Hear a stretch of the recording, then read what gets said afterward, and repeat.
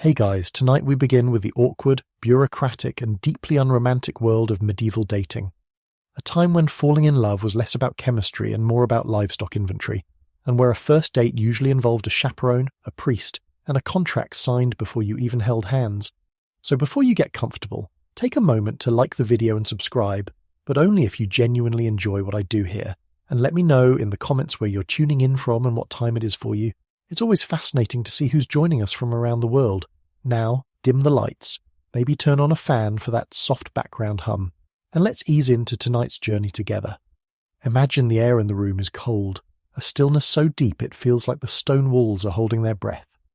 The only light comes from the moon filtering through the cracks in the wooden shutters, painting thin silver lines across the dust motes dancing in the air.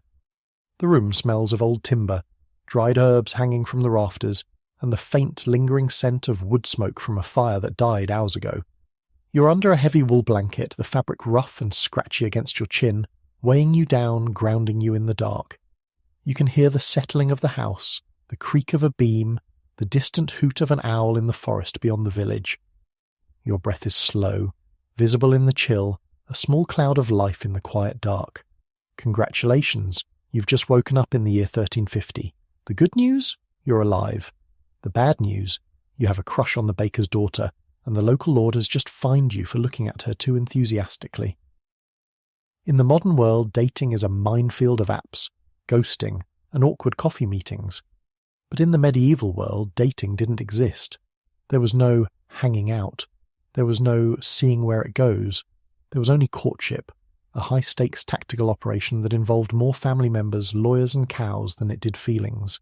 If you are a peasant, and let's be honest, statistically you are, you don't have the luxury of privacy. Privacy is for people with stone walls and tapestries. You live in a house with one room.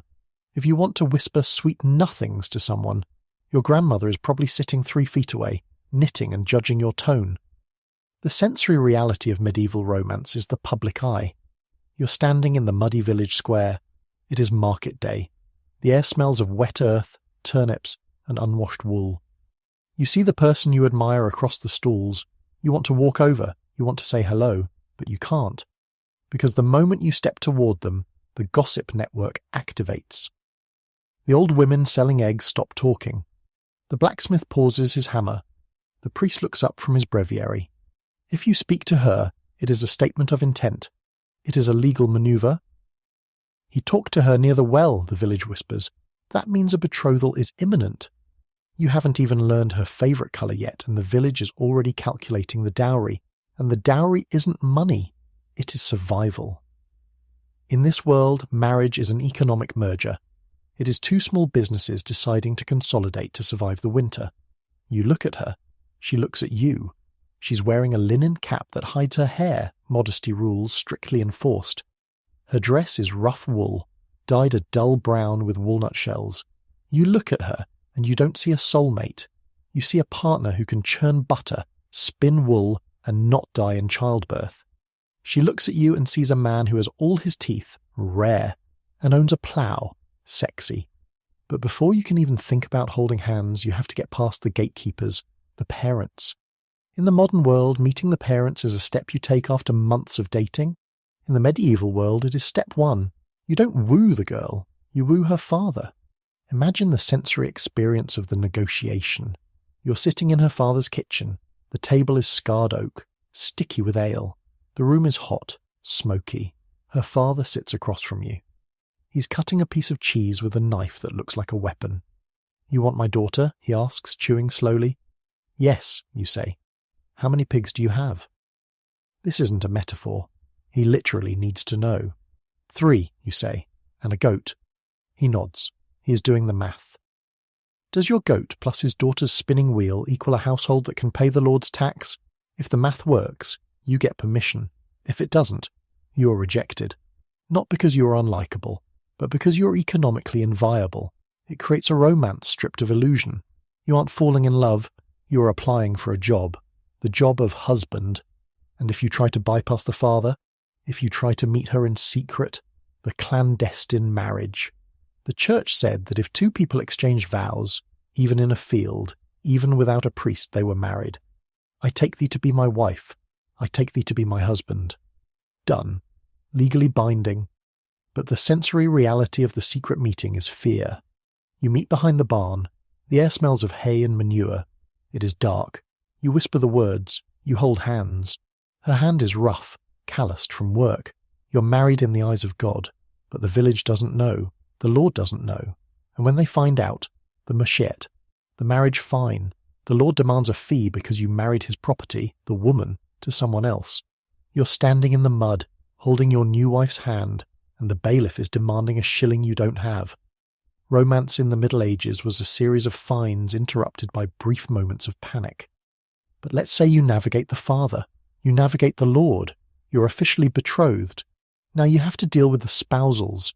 This isn't the wedding, it is the pre-wedding contract phase, and it involves gifts, but not flowers. Flowers die, flowers are useless. You give tokens, a bent coin, a ring made of rush, grass, a pair of gloves. The sensory detail is the gloves. You save up to buy her a pair of leather gloves. They smell of tannin and oil, they're stiff. She wears them to church. It is a signal. I am taken. My hands are covered by his gift. It is a public claiming. But the most bizarre ritual of courtship wasn't the gift. It was the bundling. Wait, sleepovers? Yes, sort of.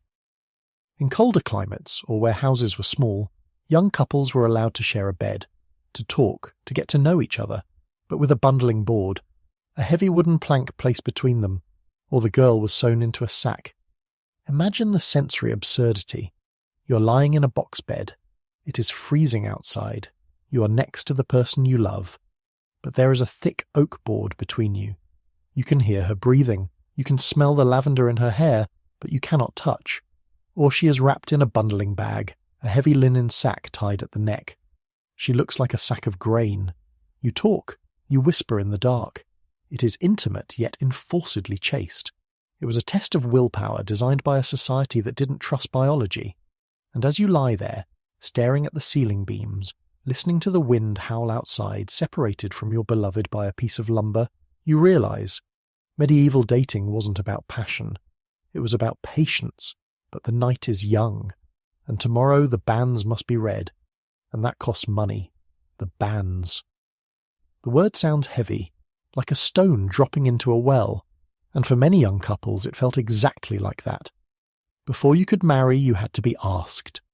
For 3 consecutive Sundays, the priest would stand in the pulpit and announce your intentions to the entire parish. I published the banns of marriage between Thomas of the Green and Agnes the miller's daughter. The sensory reality of the banns is the silence. You're standing in the back of the church. The air is cold, smelling of damp stone and the unwashed wool of your neighbours. The priest's voice echoes, and then he pauses. If any of you know cause or just impediment why these two should not be joined. You hold your breath. The silence stretches. You're waiting for a voice. Maybe a neighbour who claims you promised to marry his daughter 3 years ago, when you were drunk at a harvest festival. Pre-contracts were legally binding. Maybe a distant cousin who points out that you and Agnes share a great-great-grandfather, making the marriage incestuous under the church's insane rules of consanguinity. At one point, you couldn't marry anyone related to you within 7 degrees. In a village of 200 people, that meant you couldn't marry anyone. If someone speaks, the wedding is off. The shame is public. If silence holds, you breathe. 1 Sunday down, 2 to go. But the banns weren't free. You had to pay the priest for the privilege of shouting your name. The asking fee. It was a tax on publicity. But let's say you survive the banns. You're ready to marry. Now comes the church door. In the early Middle Ages, the marriage ceremony didn't happen at the altar. It happened outside, in the porch. Why? Because marriage was a worldly contract. It involved property. The sensory experience is the wind. You stand in the church porch. It is raining. The wind whips your cloak. The priest stands in the doorway, half in, half out, bridging the sacred and the profane. You exchange rings, but not just a ring. Money. The groom places gold and silver on the priest's book. With all my worldly goods, I thee endow. The bride watches the coins. They are the security deposit for her future. Then, and only then, do you enter the church for the Mass. But the wedding night? That was public property too. The bedding ceremony. This wasn't a private moment. It was a spectator sport. The guests, drunk on ale and wine, would escort the couple to the bridal chamber. They would undress them. They would put them in bed. The priest would bless the bed. "Bless this bed, O Lord, that they may be fruitful." He would sprinkle holy water on the sheets. The sensory reality is the crowd. You are in your bed. It is the most intimate moment of your life. But the room is full of people. Your uncle is laughing. The priest is chanting. The smell of ale and sweat is overpowering. They watch you get under the covers. They throw stockings at you, a game to see who would marry next. And then finally they leave. But they listen at the door. It was a lack of privacy so total it feels alien to us. But to them, it was necessary. The community had to witness the consummation. If they didn't see you go into the bed, you could claim later that the marriage never happened. It was legal proof via awkwardness. But let's step back from the wedding and look at the love magic. What if she didn't want you? What if the father said no? You went to the cunning woman, the village witch, but don't call her that. She sold love potions. The recipes were questionable. Take the heart of a dove, dry it, grind it to powder, mix it with wine, add a drop of your own blood. The sensory detail is the taste. You slip the potion into her cup at the tavern. It tastes metallic, blood, and dusty, dove heart. She drinks it. You watch her. You wait for the love to bloom. Usually she just gets a stomachache, but sometimes the magic was darker. The knot. If you wanted to stop a rival from marrying, or stop a groom from performing, you tied a knot in a cord while whispering his name. Ligature. The belief was that the knot would tie up his manhood. Men were terrified of this. Entire marriages were annulled because the groom claimed he was bewitched by a knot. The sensory reality is the impotence of fear. A man stands at the altar. He sees his ex-lover in the crowd. She's holding a piece of string. She smiles. He panics. The psychological weight of the magic crushes him. It was a weaponization of anxiety. But let's leave the magic and go to the courtly love. The rich people's dating. This was a game. A dangerous, expensive, poetic game. The knight and the lady. But here is the twist. The lady was usually married to someone else. The knight would wear her favour, a sleeve, a scarf, a ribbon. He would fight for her. He would write songs for her. He would suffer for her. Love sickness. We mentioned this as a disease, but in courtly love it was a fashion statement. The sensory experience is the sigh. The knight leans against a pillar. He is pale. He refuses to eat. He wears black.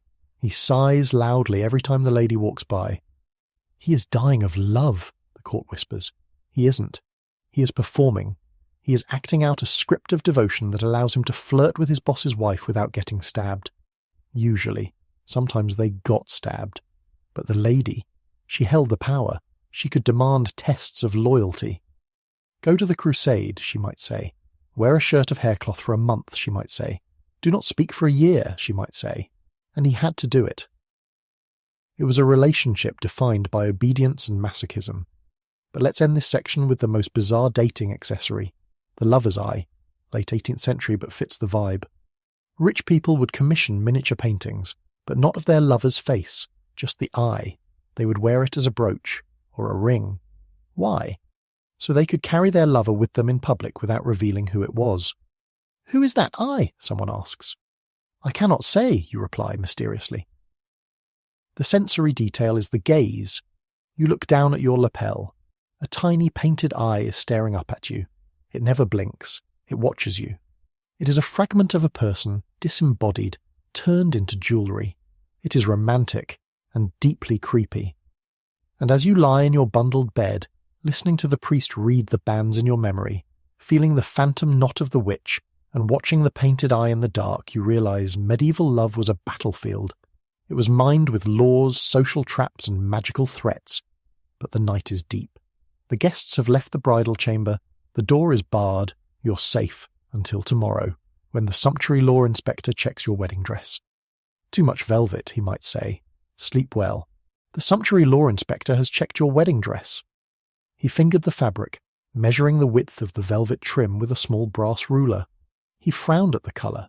Blue, perhaps a shade too rich for a mere merchant's daughter. But he found no gold thread, no ermine fur. You passed. You are married. The feast is over. The guests have gone.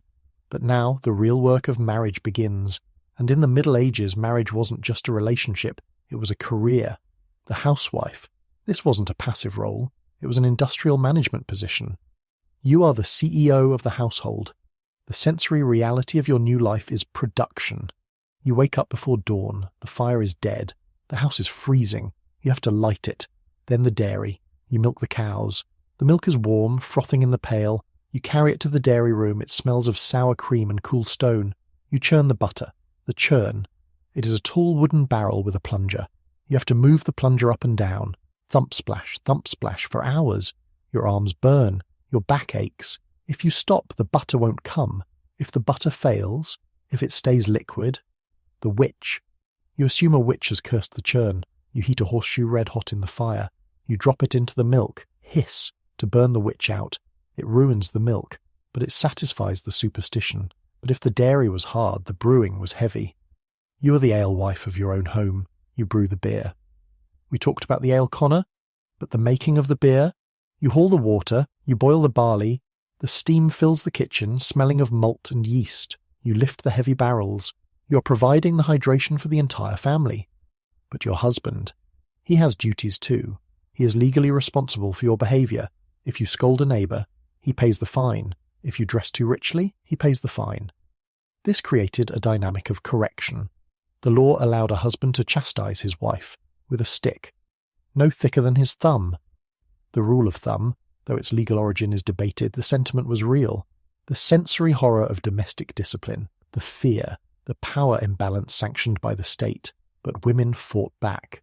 The Skimmington Ride, or charivari, if a husband beat his wife too much, or if a wife beat her husband. The village would intervene. They would gather at night with pots and pans.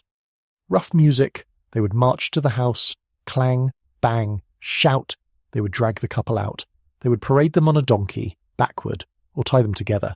It was public shaming, community justice. It was a warning. Your private life is disturbing our peace. Fix it. It was a tax on domestic disharmony. But let's leave the village and go to the convent, because for some women, marriage was a trap they refused to enter. The nun. She chose Christ over her husband. The sensory reality of the convent is silence. The great silence. You cannot speak for hours. The smell of beeswax and lavender. The sound of the bell. Bong. You are married to God. You wear a ring. You cut your hair. But you are free. Free from childbirth. Free from the churn. Free from the husband's fist. You learn to read. You learn to paint. You learn to sing. For a medieval woman, the convent wasn't a prison. It was a university. But it cost money. The dowry of the church. You had to pay to get in. A spiritual merchette. If you were poor, you couldn't be a nun. You were a lay sister. You scrubbed the floors. Even in heaven's waiting room, class mattered. But let's go back to the world of men. And the bachelor. We talked about the bachelor tax. But the social pressure. The lord of misrule again. During the festivals, bachelors were often targeted. They were made to pull the plough on Plough Monday if they didn't pay up. They were hocked by the women. Being a single man was suspicious. It meant you weren't part of a household. You were a masterless man, and masterless men were dangerous. But what if you were a widower? You were a hot commodity, especially if you had land. The black widow. Not the spider.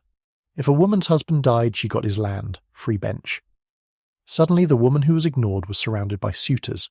The wooing of the widow. The sensory reality. You are grieving. You are wearing black. But men are knocking on your door. They bring gifts, a ribbon, a pie, a new shovel. They don't look at your face, they look at your fields. I can plough that for you, they say. You have to decide. Marry again and lose control, or stay single and run the farm alone. If you stay single, you are powerful, but you are vulnerable. The neighbours watch. The witch hunter watches. A woman alone with land and a cat. Suspicious. So you marry, to survive the suspicion. But let's end this section with a tradition that tried to solve the problem of unhappy marriages. Wife selling. It sounds like a myth, but in rural England, well into the 19th century it happened. Divorce was impossible. It required an act of parliament, only for the rich. So the poor invented a ritual. The husband would put a halter around his wife's neck, like a cow. He would lead her to the market. He would auction her off. Usually the buyer was her lover. It was a prearranged transfer, a folk divorce, the sensory reality, the halter, the rope, the crowd laughing, the auctioneer shouting, "Who'll give me a shilling?" The wife stands there. She's complicit. She wants to leave. But the method? She is sold like livestock to gain her freedom. It highlights the brutal pragmatism of the poor.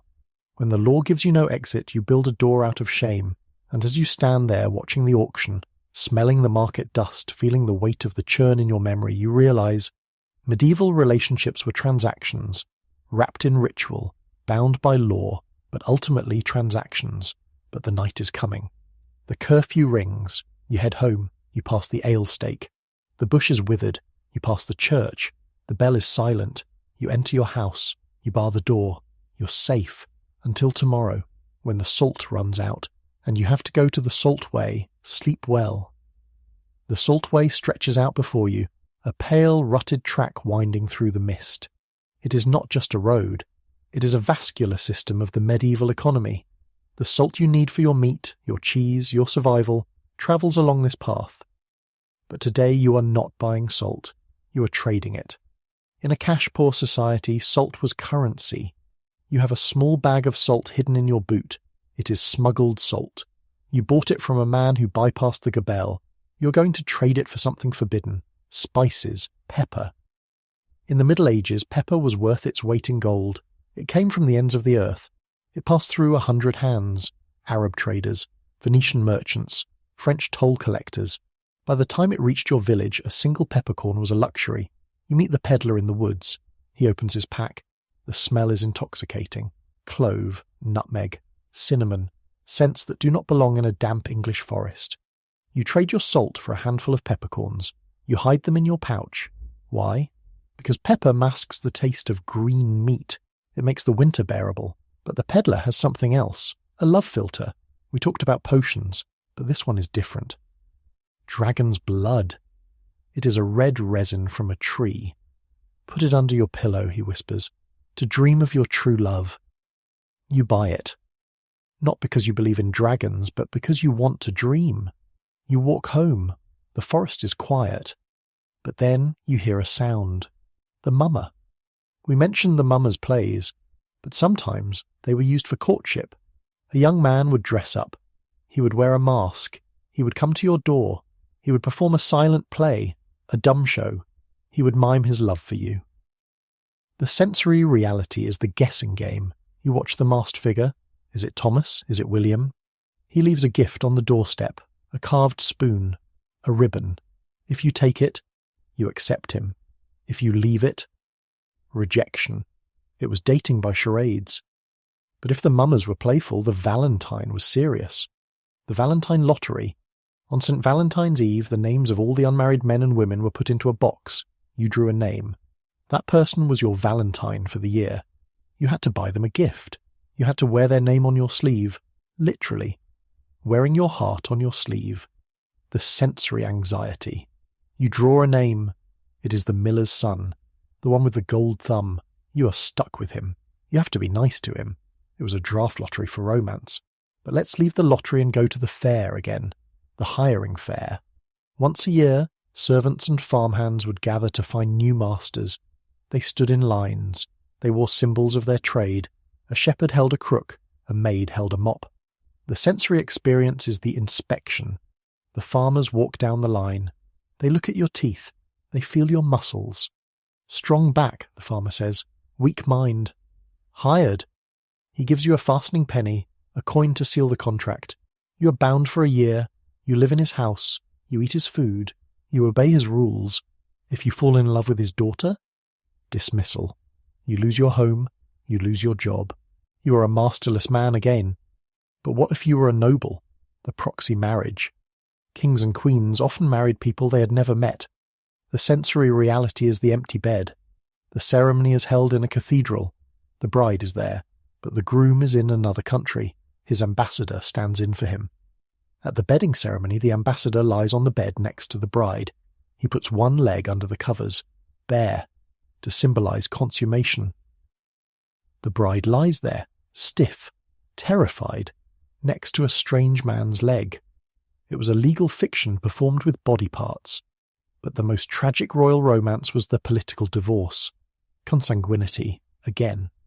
If a king wanted a new wife, he suddenly discovered that he and his queen were related. "Oh no," he says, "we are fourth cousins. The marriage is invalid." The Pope agrees for a fee. The queen is sent to a convent. The king marries the younger woman. The sensory reality for the queen. She packs her trunks. She leaves the palace. She hears the bells ringing for the new wedding. She is unqueened. It was a system where the rules of God were bent by the needs of the dynasty.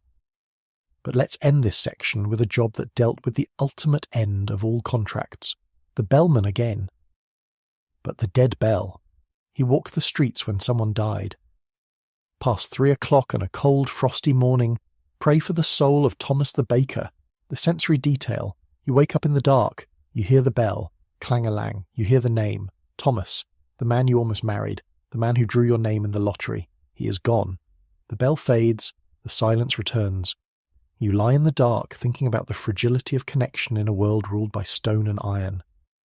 But the sun is coming. The curfew is lifted. You get up. You light the fire. You churn the butter. The cycle continues. Until tomorrow, when the May Day comes back, and you have to dance, sleep well. The dawn of May Day brings a new kind of energy to the village. The air is warmer now, the biting chill of winter finally a memory. But with the warmth comes the green man. Not a monster, but a neighbour dressed in leaves. He is the spirit of the forest brought into the village. He dances, he shouts, he chases the women. It is a fertility ritual disguised as a party. But for you, the unmarried peasant, May Day is inspection day. The May Queen is chosen. She is the most beautiful girl in the village. She sits on a throne of flowers. The sensory reality is the gaze. Every man in the village looks at her. They evaluate her. Is she healthy? Is she strong? But she cannot choose her king. The lord of the manor often chooses the May Queen, or he crowns her. It is a reminder that even beauty belongs to the feudal system. But if May Day was public, the betrothal was legal, the hand-fasting again. But let's look at the token, the Gimel ring, a ring that split into 2, or 3. During the engagement, the man wore one part, the woman wore one part, and sometimes a witness wore the third. On the wedding day, they were joined together to form one ring. The sensory detail is the click. The ring's interlocking, a mechanical symbol of unity.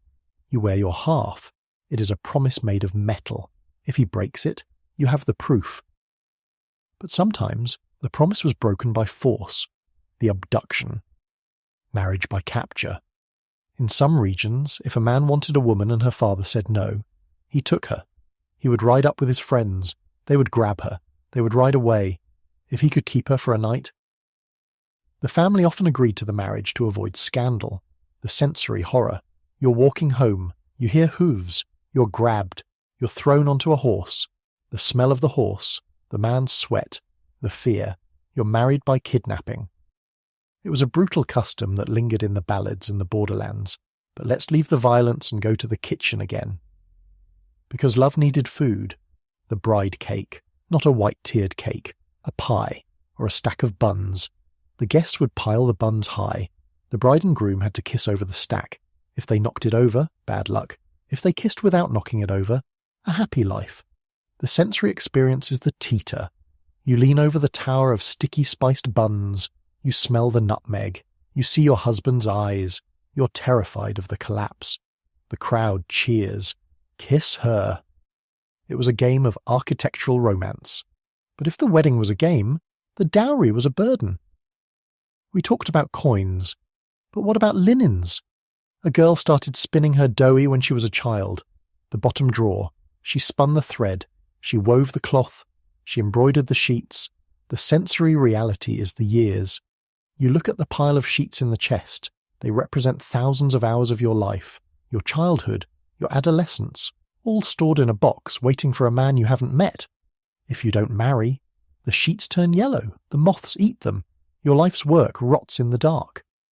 But let's move to a job that capitalized on the fear of being alone, the matchmaker, not a friendly aunt, a professional. She knew everyone's worth. She knew who had a cow, who had a temper, who had the pox. She brokered the deals. The sensory detail is the whisper. She comes to your house. She sits by the fire. She drinks your ale. The miller's son is looking, she says, but he has a limp. The baker's daughter is available, she says, but her teeth are bad. She is the algorithm of the village. She trades in flaws and assets. You pay her a fee. Brokerage. You are buying a future based on her data, but if the matchmaker failed, there was always the love spell. We mentioned potions, but let's look at the apple. You take an apple, you peel it in one long strip, you throw the peel over your shoulder. The shape it lands in is the initial of your true love, the sensory reality. The peel hits the floor. Splat. You stare at it. Is that a T or a J? You squint. You turn your head. You convince yourself it is a T. Thomas, you whisper. It was divination by fruit waste. But let's end this section with a tradition that targeted the very end of the marriage, the Dunmow Flitch, a trial. If a couple could prove they hadn't regretted their marriage for a year and a day, they won a flitch of bacon, a side of pig. They had to kneel on sharp stones in the churchyard and swear an oath. We have not offended each other in word or deed. The sensory reality is the kneel. The stones cut into your knees. The crowd watches. They heckle. Liar! I heard you shouting last week. You hold your spouse's hand. You grit your teeth. You lie. Why? Because bacon is expensive. You're performing marital bliss for pork. And as you stand there, holding your flitch, smelling the smoked meat, feeling the bruise on your knee, watching the matchmaker count her coins, you realize medieval love was a performance, a contract, a game. But sometimes, in the quiet of the night when the curfew bell had rung, you held hands, under the bundling board, or over the childwick fine, and it was real. But the night is coming, the maypole is bare. You head home, you pass the ale stake, the bush is dry, you pass the church, the bell is silent, you enter your house, you bar the door, you're safe. Until tomorrow, when the salt runs out, and you have to go to the salt way. Sleep well. The salt way lies before you. It is not a paved Roman road, straight and arrogant. It is a sunken track, worn deep into the chalk and clay by 10,000 years of feet and hooves. It is older than the king. It is older than the church. It is the artery of survival. You are walking it because the salt box is empty, and without salt the winter will kill you. The sensory reality of the salt way is the rut. The wheels of the salt carts have carved deep grooves into the earth. You have to walk in the ridge between them, balancing like a tightrope walker. The mud is frozen hard in the morning air, jagged and unforgiving against your thin soles. You are not alone. The road is the internet of the Middle Ages. It is where you meet the world. You pass a pack-horse train. 20 ponies, tied tail to nose. They are carrying panniers of salt from the witch towns, Nantwich, Middlewich. The smell is distinct. Wet horsehair, leather, and the sharp mineral tang of the brine leaking from the wicker baskets. The salter walks at the front. He looks tired. He has walked this road 100 times. He sells you a peck of salt. You pour it into your leather pouch. It feels heavy, like sand, but more precious. But the road isn't just for trade. It is for news. You meet a chapman, a peddler. He carries a box on his back. He opens it. Ribbons, pins, needles, small cheap mirrors. News from London, he says. The king is sick, or the queen is pregnant. You buy a pin. Not because you need it, but because you are paying for the gossip. He is the medieval news anchor, but the road is also dangerous. The footpad. The thief who robs on foot. You watch the shadows of the trees. Every rustle of the leaves sounds like an ambush. You clutch your salt pouch. If you are robbed, you have to raise the hue and cry. You have to scream, "Thief! Thief!" And every man within earshot must drop his tools and chase the thief. If they don't, the whole village is fined. It creates a mandatory police force of reluctant farmers. But let's say you survive the road. You reach the roadside inn. The sun is setting. You need a place to sleep. The ale stake sticks out above the door, a long pole with a bush of evergreen. It means ale is here. You enter. The room is hot, smoky, crowded. The sensory experience of the medieval inn is intimacy with strangers. You don't get a room, you get a space. You pay a penny for a spot in a bed, a great bed. It is a massive mattress 10 feet wide. 5 people are already sleeping in it. Strangers, a merchant, a friar, a drover. You have to climb in. Bundling with strangers, the sensory reality. You lie down. The man next to you smells of garlic and wet wool. The man on the other side snores. You can feel their body heat. You can feel them scratching their flea bites. You sleep with your purse tied around your neck. You sleep with one eye open. It is a forced community of sleep. But sometimes the inn was full. The stable. You pay half a penny to sleep in the hay with the horses. The sensory detail is the warmth of the beast. The horse is a radiator. You curl up against its flank. It smells of hay and ammonia. It breathes heavily. It is safer than the great bed. The horse won't steal your salt. But let's leave the inn and go back to the courtship aspect of the road. Because the road was where you met people from other villages, the fairy market, or just the local market in the next town. You see a girl. She's wearing a blue ribbon, bought from the chapman. You want to talk to her, but you are a stranger. Foreigner. If you stay in her village overnight, you need a surety, someone to vouch for you. Frank pledge. If you don't have one, you are a vagabond. You are put in the stocks. So dating outside your village required a visa. But let's talk about a specific type of romantic gift you might buy at the market. The busker. No, not a musician. A busk. A piece of wood or whale bone that went down the front of a woman's bodice. To keep it straight, men would carve them. Elaborate designs, hearts, flowers, the sensory intimacy. You carve the wood. It takes hours. You sand it smooth. You give it to her. She slides it into her dress. It rests against her heart. It stays there all day. It is a physical proxy for your affection. A piece of wood that gets to be closer to her than you are allowed to be. But if the busk was hidden, the garter was flashed. The garter.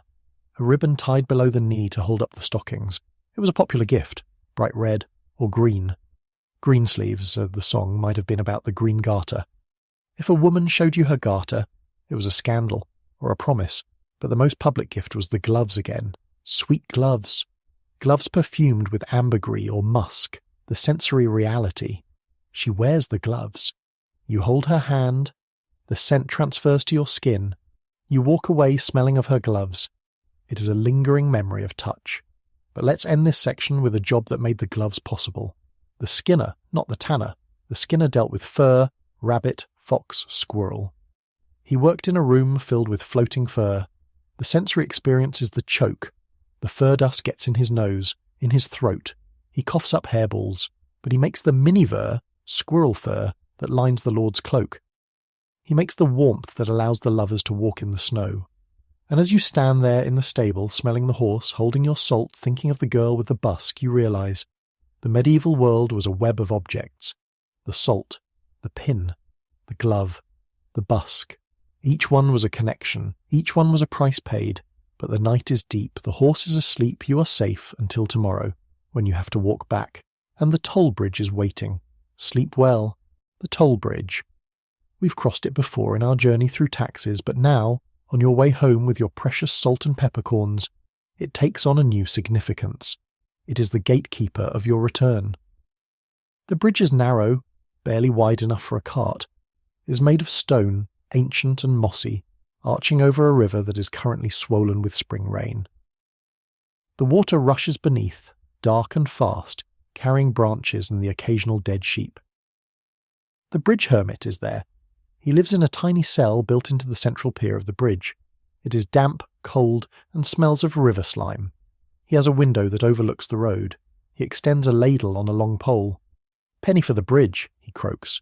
You drop a coin into the ladle. It clinks against the metal. This isn't just a toll, it's a soul tax. The hermit prays for the bridge and he prays for you. In the medieval mind, bridges were dangerous, liminal spaces, neither land nor water, and crossing them required spiritual insurance. You cross. The stones are slick. You grip the rail. But once you're across, you're not safe. You're in the wild, the outlaw. We mentioned the wolf's head. But the reality of the outlaw life was less Robin Hood and more lice. Outlaws lived in the greenwood, but the greenwood was wet. It was cold. It was full of bugs. The sensory reality of the outlaw camp is the smoke. They cannot build a big fire because the smoke would give them away, so they build small smokeless fires using dry wood. They huddle around the embers. They smell of unwashed bodies and fear. They eat venison, yes, but they also eat hedgehog, baked in clay. You take a hedgehog, you cover it in clay, you throw it in the fire. When the clay is hard, you crack it open. The spines come off with the clay. The meat is greasy. It tastes like pork. If you meet an outlaw on the road, he might rob you, or he might just ask for news. He is lonely. He is exiled from humanity. But let's say you avoid the outlaw. You reach the village. You have your salt. You have your pepper. You have your news. Now you have to preserve the food. Smoking. You hang the meat in the chimney. The sensory experience is the eye sting. Your house has no chimney, just a hole. The smoke fills the room before it escapes. It preserves the meat, but it also preserves you. Medieval peasants had smoke-cured lungs. They coughed up soot. Their eyes were chronically red, but the smoke kept the bugs down. And the pickling, you pickle everything. Eggs, walnuts, fish, even samphire, sea asparagus. The sensory detail is the vinegar. The smell of boiling vinegar is sharp, acidic, cleansing. It cuts through the smell of the damp thatch. You fill the jars, you seal them with wax or a piece of leather tied with string. You're building a fortress of calories against the winter. But let's move from the kitchen to the bedroom again, because there is a ritual of protection there. The witch bottle. If you thought a witch was cursing you, you took a bottle, you filled it with your own urine, you added nails, pins, hair, you buried it under the hearth, or in the wall. The logic, the witch's magic is linked to your body. By trapping your essence, urine with sharp objects, pins, you would cause the witch pain every time she tried to curse you, the sensory reality. You are digging a hole under your fireplace. The bottle is warm, it rattles, clink-clank, you bury it. You're weaponizing your own waste against the supernatural. It was a psychic landmine. But if you couldn't afford a witch bottle, you used rowan, a tree, mountain ash. You cut a branch, you hung it over the door. Rowan tree and red thread make the witches lose their speed. The sensory detail is the red berry. The bright red berries of the rowan tree look like drops of blood. They are bitter. You tie them with red wool. You're decorating your house with botanical wards. But let's end this section with a job that dealt with the ultimate protection. The armourer, not the blacksmith, the specialist. He makes the mail, chainmail. The sensory experience is the tedium. He sits at a bench. He has a pile of wire rings. He has a rivet tool. He takes a ring. He weaves it into 4 others. He flattens the ends. He punches a hole. He inserts a tiny rivet. He hammers it shut, tap. 1 shirt of mail has 30,000 rings. It takes months. His fingers are calloused, stained with iron oxide. His eyes are strained. He creates a garment that flows like water, but stops a sword. The sound of mail. Shh, clink, like a heavy metallic silk. You wear it. It is heavy. 30 pounds. It presses on your shoulders. It smells of oil to stop the rust. You're wearing the accumulated patience of a craftsman, and as you stand there wearing your mail, if you are a knight, or your wool, if you're a peasant, smelling the vinegar, hearing the outlaw's fire crackle in your imagination, you realize the medieval world was a place of constant defense, against the cold, against the hunger, against the witch, against the sword. But the night is coming. The curfew rings. You head home, you pass the pinfold. A stray pig is sleeping. You enter your house. You bar the door. You're safe until tomorrow, when the tanner comes back. And he wants the skin of your cat. Cat fur was used to line hoods. Sleep well. The tanner stands at the door again, but this time his eyes are on the cat, the sleek grey mouser that has kept your grain safe all winter. Cat fur, the tanner says, makes fine lining for a hood. In the medieval world, cats were utilities.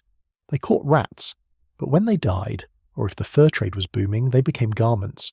You look at the cat, it is purring by the fire. You look at the tanner's coin. You shake your head. Not this one, you say. He shrugs. Suit yourself. The rats will eat you eventually. He leaves. You have chosen sentiment over profit, a rare luxury. But let's leave the house and go to the scriptorium again, because the monks are making something else. The vellum. We talked about the skin, but what about the gold beater? He takes a coin, he hammers it. The sensory reality is the rhythm. He places the gold between layers of ox intestine, gold beater's skin. He hits it with a heavy hammer. Thump, thump, thump. He does this for hours. The gold spreads. It becomes thinner than paper, thinner than a breath. If he sneezes, the gold flies away. It is dust. He creates gold leaf. The monk applies it to the page. He burnishes it with a dog's tooth, a polished agate or actual tooth. The page glows. It catches the candlelight. It looks like trapped sunlight. But the gold beater, he is deaf. The constant hammering has destroyed his hearing. He creates silence for himself to create glory for God. But if the book was silent, the market was loud. The huckster, a woman who sold small goods, ale, bread, cheese. But she didn't have a stall. She walked. The sensory detail is the basket. She carries it on her head. It is heavy. She has perfect posture. She shouts, "Hot peas cods!" Cherries in the rise. She's the mobile app of the medieval food delivery system. But she's vulnerable. The clerk of the market harasses her. The forestaller undercuts her. She lives on the margin. But let's move to a job that lived on the edge of the world. The lighthouse keeper, not the modern tower, a fire on a cliff, or a brazier on a church tower. The sensory experience is the wind. He is up on the tower. The wind tries to blow him off. He has to feed the fire. He carries coal up the winding stairs. His lungs burn.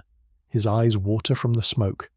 He is the only light in 100 miles of darkness. Ships look for him. If he sleeps, they crash. He's the guardian of the coast, but he is alone. He talks to the seagulls. He starts to think they answer. But let's end this section with a job that sounds impossible. The waterman, the taxi driver of London, but on the river. Oars! Oars! You stand on the bank. You call a boat. The sensory reality is the current. The Thames is fast, dangerous. The waterman has massive arms. He rows against the tide. He knows the shoals. He knows the bridge. Shooting the bridge. London Bridge had narrow arches. The water rushed through like a waterfall. The waterman had to steer the boat through the rapids. "Shoot the bridge," you shout. The boat plunges. The water sprays. You hold on. If he misses, you hit the piling. You drown. Thousands died shooting the bridge, but it was faster than walking. And as you stand there, watching the waterman row into the mist, smelling the coal smoke from the lighthouse, feeling the cat purr against your leg, you realize the medieval world was a place of risk. Every journey, every meal, every transaction carried a hidden danger. But you navigated it. You survived. But the night is deep. The curfew rings. You head home. You pass the gibbet. The bones are rattling. You pass the stocks. A woman is there, a scold. You enter your house. You bar the door. You are safe until tomorrow, when the plague comes back and the searcher knocks. Sleep well. The searcher knocks. It is a polite knock, almost gentle, but it carries the weight of a death sentence.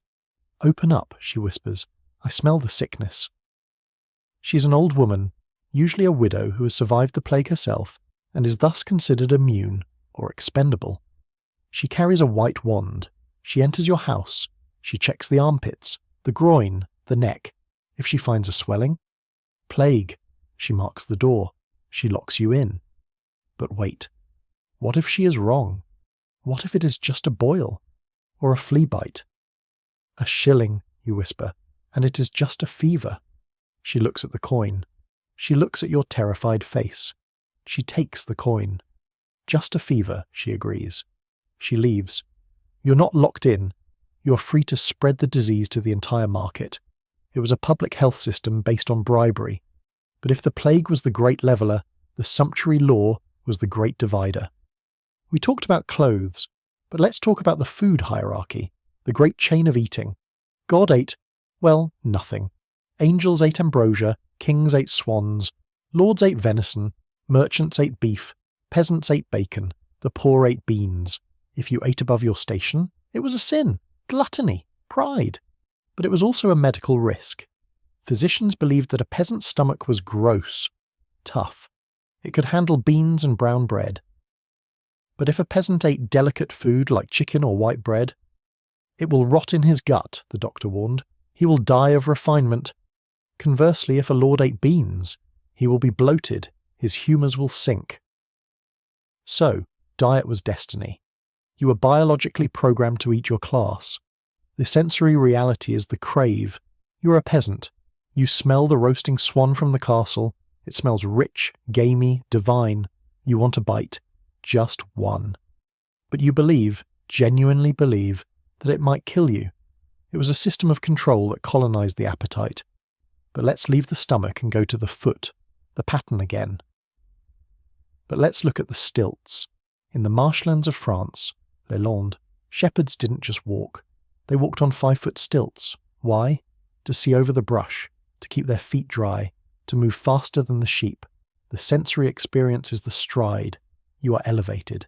You take massive steps. You look down on the world. You carry a long pole to balance which doubles as a seat. You can sit on a tripod formed by your legs and the pole, resting in mid-air. You're a giant of the fen. But if you fall, you break your neck or drown in the bog. It was an adaptation to a landscape that wanted to swallow you.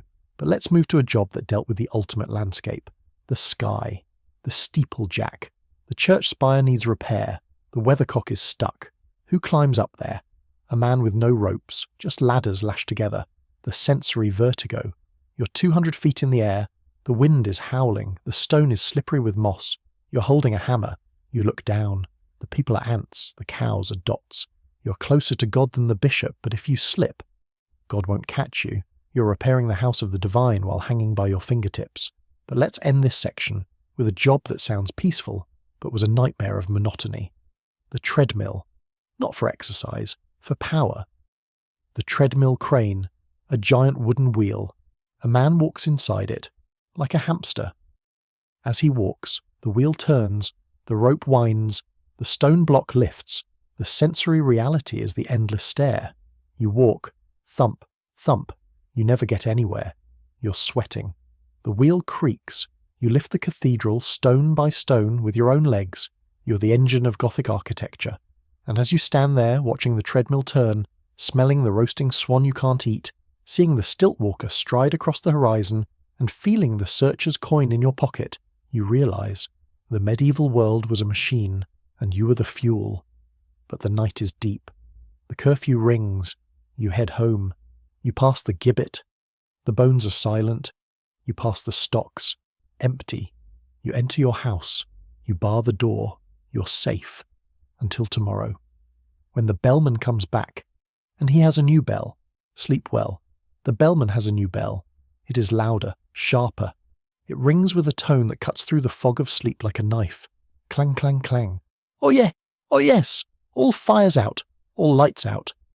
But tonight, you are not sleeping. You're waiting. You're waiting for the night watch. But not the official watch. You're waiting for the rough music. We talked about the Skimmington ride for scolding wives. But the community also policed other sins. The stang. Riding the stang. If a man was caught beating his wife too severely, or if a woman was caught cheating, the neighbours would gather.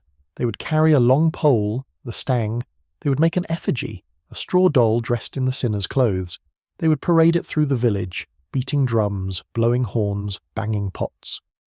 The sensory reality is the cacophony. It is deafening. It wakes the whole parish.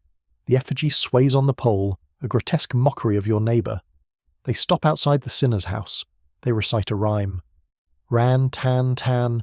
It is not for my sake that I ride the stang, but for... And they name the person. It is justice by noise.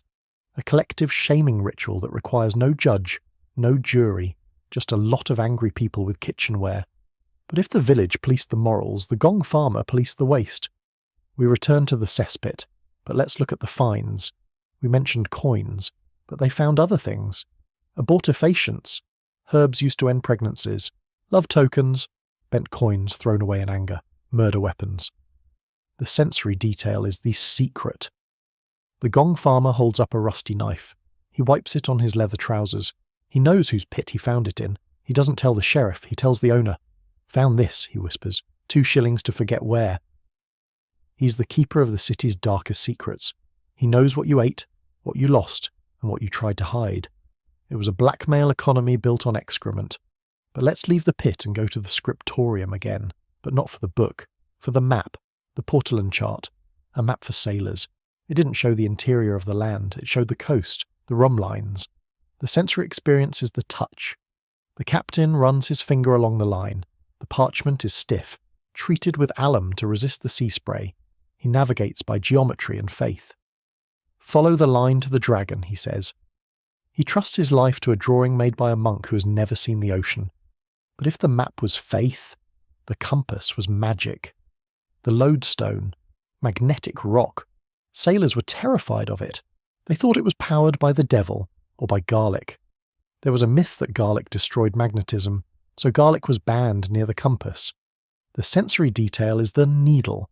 It floats in a bowl of water. It spins. It points north. Why? No one knows. It points to the Iron Mountain at the top of the world, they whisper. You are navigating by a force you cannot see, cannot feel, and do not understand. But let's move to a job that dealt with the ultimate invisible force, the plague doctor again. But the beak. What was inside the beak? Theriac. We talked about eating it, but the doctor put it in his mask. He breathed through a filter of dried snake meat and opium, the sensory reality. He inhales, the smell of spices and old reptiles. He exhales. The breath fogs the glass eye holes. He is breathing his own recycled air, flavoured with superstition. He walks through the plague ward. He doesn't touch the patients. He pokes them with a stick. Dead, he says. Dead. Dead! He is the Grim Reaper's accountant. But let's end this section with a job that sounds peaceful, but was a nightmare of precision. The clockmaker. Mechanical clocks were new. They were huge. Iron gears, heavy weights. The sensory experience is the click. The escapement mechanism. Tick. Tock. It is the sound of time being chopped into pieces. The clockmaker lives in the tower. The noise is constant. He oils the gears with porpoise oil, which doesn't freeze. He adjusts the weights. If the clock is slow, the whole town is late. The church bells ring at the wrong time. The monks pray at the wrong hour. God is annoyed. He is the conductor of the temporal orchestra. And as you stand there, listening to the clock, smelling the porpoise oil, feeling the vibration of the gears, and watching the gong farmer hide the knife, you realize the medieval world was a machine made of iron, wood, flesh, and belief, and it was always, always breaking down. But the night is deep. The curfew rings. You head home. You pass the gibbet. The cage is empty. You pass the stocks, empty. You enter your house. You bar the door. You're safe. Until tomorrow, when the tanner comes back, and he wants the skin of your horse. Sleep well. The tanner arrives at dawn, as he always does. The smell of his trade, oak bark, urine and lime, arrives 5 minutes before he does. He stands at your gate looking at your old workhorse. The horse is thin, its ribs showing through its winter coat, its eyes cloudy. It has pulled your plough for 15 years. It has carried your children. It is part of the family. 2 shillings, the tanner says, for the hide. You look at the horse. You know it won't survive another winter. You have no hay. If you keep it, it starves. If you sell it, it becomes leather. You nod. You take the coins. The sensory reality is the walk. You lead the horse to the tanner's yard. The animal trusts you. It follows you willingly into the stench. The knacker is waiting there. He holds a poleaxe. You turn away. You hear the thud. You feel the vibration in the ground. You walk home with 2 shillings in your pocket. They feel heavy. They feel cold. You have converted loyalty into currency. But let's leave the tragedy of the farmyard and go to the scriptorium again, because the monks are preserving something else. The bestiary. A book of animals, but not real animals, moral animals. The pelican, who feeds her young with her own blood. The phoenix, who rises from the ash. The bonnecan, a bull-like creature that defends itself by exploding. The monk draws it, a bull looking over its shoulder, emitting a cloud of fire from its rear end. The sensory detail is the giggle. The monk is copying a holy text, but in the margins he draws a farting bull. It is marginalia, knights fighting snails, rabbits hunting men, nuns picking fruit from penis trees. It is the subconscious of the medieval world spilling onto the page, a rebellion of humour against the strictness of the text. But if the book was funny, the relic trade was serious. We talked about the unicorn horn, but what about the milk of the Virgin? Vials of white dust, sold as the dried milk of Mary, or the feather of the angel Gabriel, the sensory reality. You are a pilgrim. You buy a feather. It is white, soft. It looks like a goose feather, but the priest swears it fell from a wing during the Annunciation. You put it in a silver locket. You wear it next to your skin. You feel protected, not by the feather, but by the story. It was a placebo effect sanctioned by the Vatican. But let's move to a job that required a different kind of faith, the alchemist. He's not trying to turn lead into gold. Well, he is. But he's also trying to find the elixir of life. The sensory experience is the fume. The laboratory is filled with glass retorts, alembics, and crucibles. The fire roars. He heats mercury, sulfur, arsenic. The vapors are toxic. He coughs. His teeth are loose. His skin is grey. He's poisoning himself in search of immortality. He holds up a flask. The liquid inside is red. The philosopher's stone, he whispers. It is probably just red wine mixed with mercury. If he drinks it, he dies. If he sells it, he gets rich. Then the buyer dies. It was a pyramid scheme of chemistry. But let's leave the lab and go to the market again. The bread. We talked about the assize, but let's look at the mark. Every baker had to stamp his bread, a unique symbol, if a loaf was bad. The authorities checked the mark. Thomas the baker. They would find him. The sensory reality is the imprint. You buy a loaf. You see the mark pressed into the crust. It is a signature, a guarantee, or a confession. You're eating a contract. But the most dangerous mark wasn't on the bread. It was on the skin, the plague spot, or the devil's mark. If you were accused of witchcraft, the witchfinder would search you. He was looking for a spot that didn't bleed when pricked. The sensory horror. You're stripped naked. The crowd watches. The finder holds a long pin. He pricks a mole. Ouch! You cry. Blood appears. He pricks a scar. Ouch! He pricks a calloused heel. No pain, no blood. A mark! He shouts. It is a callus! You scream. From walking! It is the devil's kiss, he says. You're condemned by your own hard work. It was dermatology as theology. But let's end this section with a job that dealt with the ultimate end of all bodies. The sin-eater again? No, the mummy merchant. We talked about eating mummies, but the trade. Merchants in Cairo dug them up. They shipped them to Europe, but sometimes they ran out of mummies, so they made fake mummies. They took the bodies of executed criminals, or slaves. They dried them in the sun. They wrapped them in old linen. They painted them with bitumen, the sensory reality. You're a merchant in London. You receive a crate. You open it. A withered black body stares up at you. It smells of tar and desert dust. Is it a pharaoh? Or a thief from Alexandria? You don't care. You grind it up. You sell it as medicine. You're participating in a global trade of human remains. And as you stand there, holding the jar of mummy powder, smelling the alchemist's sulphur, feeling the feather in your locket and watching the tanner cart away your horse, you realize the medieval world was a place where nothing was what it seemed. The milk was dust. The gold was lead. The medicine was death. But the night is deep. The curfew rings. You head home. You pass the pillory. Empty. You pass the stocks. Empty. You enter your house. You bar the door. You're safe. Until tomorrow, when the salt runs out again. And the gabalists are waiting. Sleep well, the gabalists are waiting. But today, you're not going to the salt warehouse. You're going to the river. Not to fish, but to wash. The great wash again. But let's look at the soap. We talked about lye, but what about urine soap? Chamber lye. Stale urine. It was the best stain remover. The sensory reality is the bucket. You keep a bucket in the corner. Every member of the family uses it. You let it sit for weeks. It ferments. It turns dark, amber, potent. The smell of ammonia fills the house. On wash day, you dip the linen in the urine. You stomp on it. The stains vanish. The grease dissolves. You rinse it in the river. You dry it in the sun. Your shirts are white, sparkling white. But you know what made them that way. You're wearing clothes cleaned by your own waste. It was a closed loop of biological chemistry. But if the soap was homemade, the perfume was imported. The pomander? We mentioned it. But let's look at the ingredients. Civet. A paste scraped from the glands of a civet cat. Musk. From the gland of a musk deer. Ambergris. Whale vomit found floating in the sea. The sensory detail is the animal. You hold the pomander to your nose.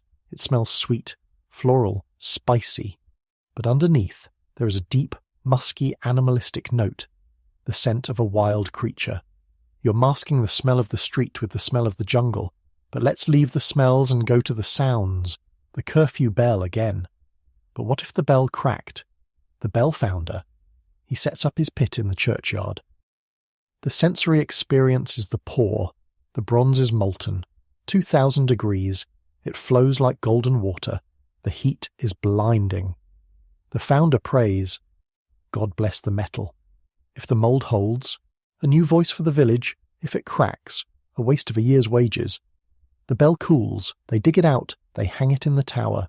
Bong. The sound is pure. It resonates in your chest. It is the voice of the community forged in fire. But the bell didn't just mark time. It marked danger. The tocsin. The alarm bell. Fast, frantic ringing. Clang, clang, clang, clang. It meant fire or invasion. The sensory reality is the panic. You're asleep. You hear the tocsin. You jump up. You grab a bucket. You grab a spear. You run into the street. The sky is orange. A thatch roof is burning. You form a bucket chain. Pass the water. You fight the fire with the river. But if the fire wins? The fire hook. A massive iron hook on a long pole. The village keeps it in the church porch. They hook it into the thatch of the burning house, or the house next door. Pull! They pull the roof down, or pull the whole house down, to create a fire break. The sensory horror. You watch your neighbour's house collapse. The sparks fly. The family screams. You destroyed a home to save the village. It was a brutal calculus of survival. But let's move to a job that dealt with the aftermath of the fire. The scavenger. Not the official one, the picker. After the fire cools, the poor come. They sift the ash. They look for nails, hinges, melted pewter. The sensory detail is the black hands. They are covered in soot. They find a melted spoon. It is shapeless, a blob of silver. Luck, they whisper. They sell it to the tinker. It was a harvest of disaster. But let's end this section with a job that sounds like a game, but was deadly. The bear ward. We talked about bear baiting, but the dancing bear. He travelled from village to village. He had a bear on a chain. The bear wore a muzzle. It danced to a pipe. The sensory reality is the fear. The bear is huge. Its fur is matted. It smells of musk and old blood. Its eyes are sad, angry. The children laugh. They throw apples. But you watch the chain. It is rusty. If it breaks, the bear is a wild animal. It remembers the forest. The bear ward sleeps with the bear, in the barn. He trusts his life to a creature he has enslaved. And as you stand there, watching the bear dance, smelling the smoke of the fire, hearing the tocsin in your memory, and feeling the clean linen on your skin, you realize the medieval world was a place of fragile control. The fire could escape, the bear could snap, the plague could return. But for now, the chain holds. The night is deep. The curfew rings. You head home. You pass the pillory. Empty. You pass the stocks. Empty. You enter your house. You bar the door. You're safe until tomorrow, when the leech collector comes back and she wants to show you her scar. Sleep well.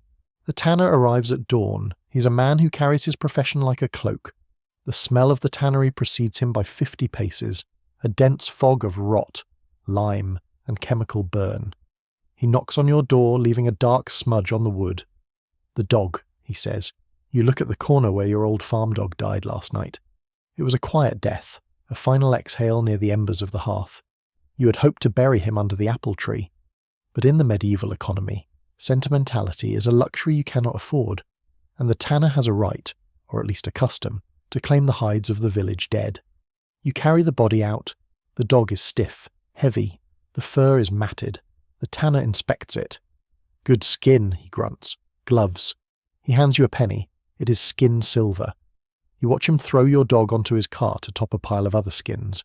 Sheep, goat, maybe a cat. You have sold your companion for a coin. The sensory reality of the tannery is the pits, vats sunken into the ground filled with liquids of varying colours and horrors. The lime pit to strip the hair. The master, a mixture of dog dung and water to soften the hide. The bark liquor, oak bark and water, to tan it. The tanner stands in these pits, bare-legged. His skin is stained dark brown, leathery, impervious. He is turning death into durability. But let's leave the smell of the tannery and go to the scribe again, but not for the ink, for the eraser. We talked about scraping parchment with a knife, but for small mistakes? Bread, stale bread. The scribe would take a piece of bread, chew it slightly to make it gummy, and then rub it on the parchment to lift the fresh ink. The sensory detail is the chew. The monk sits at his desk. He makes a mistake. He puts a crust in his mouth. Chew, chew. He rubs the wet, pulpy bread on the holy page. He's erasing the word of God with his own saliva and flour. It was a tactile correction. But if the scribe used bread, the artist used urine. Yes. Painters. To make certain pigments, artists used chemical reactions. Turnsole, a purple dye made from the chrosophora plant. To activate the colour, they hung cloth soaked in the plant juice over a vat of fermenting urine. The ammonia fumes turned the dye from red to blue-purple. The sensory reality of the artist's studio isn't just turpentine and linseed oil, it is the sharp reek of the piss pot in the corner, brewing the colours of the Virgin Mary's robe. Beauty born of waste. But let's move to a job that required a different kind of chemistry. The saltpeter man again? No, the soap boiler. We mentioned the soap tax, but the making of it. Soft soap. You boil wood ash, lye, and animal fat, but not just any fat. Kitchen stuff. The grease skimmings, the rancid butter, the drippings from the spit. The sensory experience is the nausea. The boiler stirs the vat. The smell of rancid fat boiling is heavy, suffocating. It coats the throat. He tests the soap. He puts a drop on his tongue. Sharp, he says. Good lie. He is tasting the caustic soda to ensure it will clean your shirt. But if the soap was harsh, the bleach was natural. The whitster. The bleacher. He took the linen cloth. He soaked it in sour milk or buttermilk. He laid it on the grass, the bleaching green. The sun and the lactic acid whitened the cloth. The sensory detail is the field of white. Acres of linen spread out on the green grass. It looks like snow in summer. The smell is sour, milky, clean. He walks barefoot on the cloth to keep it wet. He is walking on the king's shirts. But let's end this section with a job that sounds impossible. The resurrectionist again? No, the toad doctor. A folk healer who specialised in the king's evil, scrofula, when the king wasn't available. He used a toad. He would catch a toad. He would put it in a muslin bag. He would hang it around the patient's neck. The sensory reality. You have a swollen neck, and now you have a cold, damp, wriggling weight against your chest. You can feel the toad moving. You can hear it breathing. The belief. The toad sucks the poison out of the swelling. As the toad dies, the patient lives. It was a transfer of life force, a biological sympathy. And as you stand there, holding your penny from the dead dog, smelling the tanner's pits, seeing the white fields of the whitster, and feeling the phantom weight of a toad on your chest, you realise the medieval world was a place of transfer, from the dead to the living, from the waste to the beauty, from the animal to the human. But the night is coming. The tanner has closed his gates, the artist has covered his paints. You head home, you pass the gibbet, the cage is swinging, you pass the stocks, empty. You enter your house, you bar the door, you're safe, until tomorrow, when the rat catcher comes back, and he wants to check the attic. Sleep well. The rat catcher returns. He stands in your kitchen, looking up at the ceiling where the thatch meets the wall. He doesn't need to see the rats to know they're there. He can hear the scurrying, the scratching of tiny claws on wood, the squeaks of territorial disputes in the dark. The roof is alive, he says. He climbs the ladder. He reaches into the thatch with a gloved hand. He doesn't use the ferret this time. He uses the trap, a simple wooden box with a falling door, or a snare, or poison. Arsenic, he whispers, mixed with cheese. He places the bait. The sensory reality is the weight. You sit by the fire. You listen.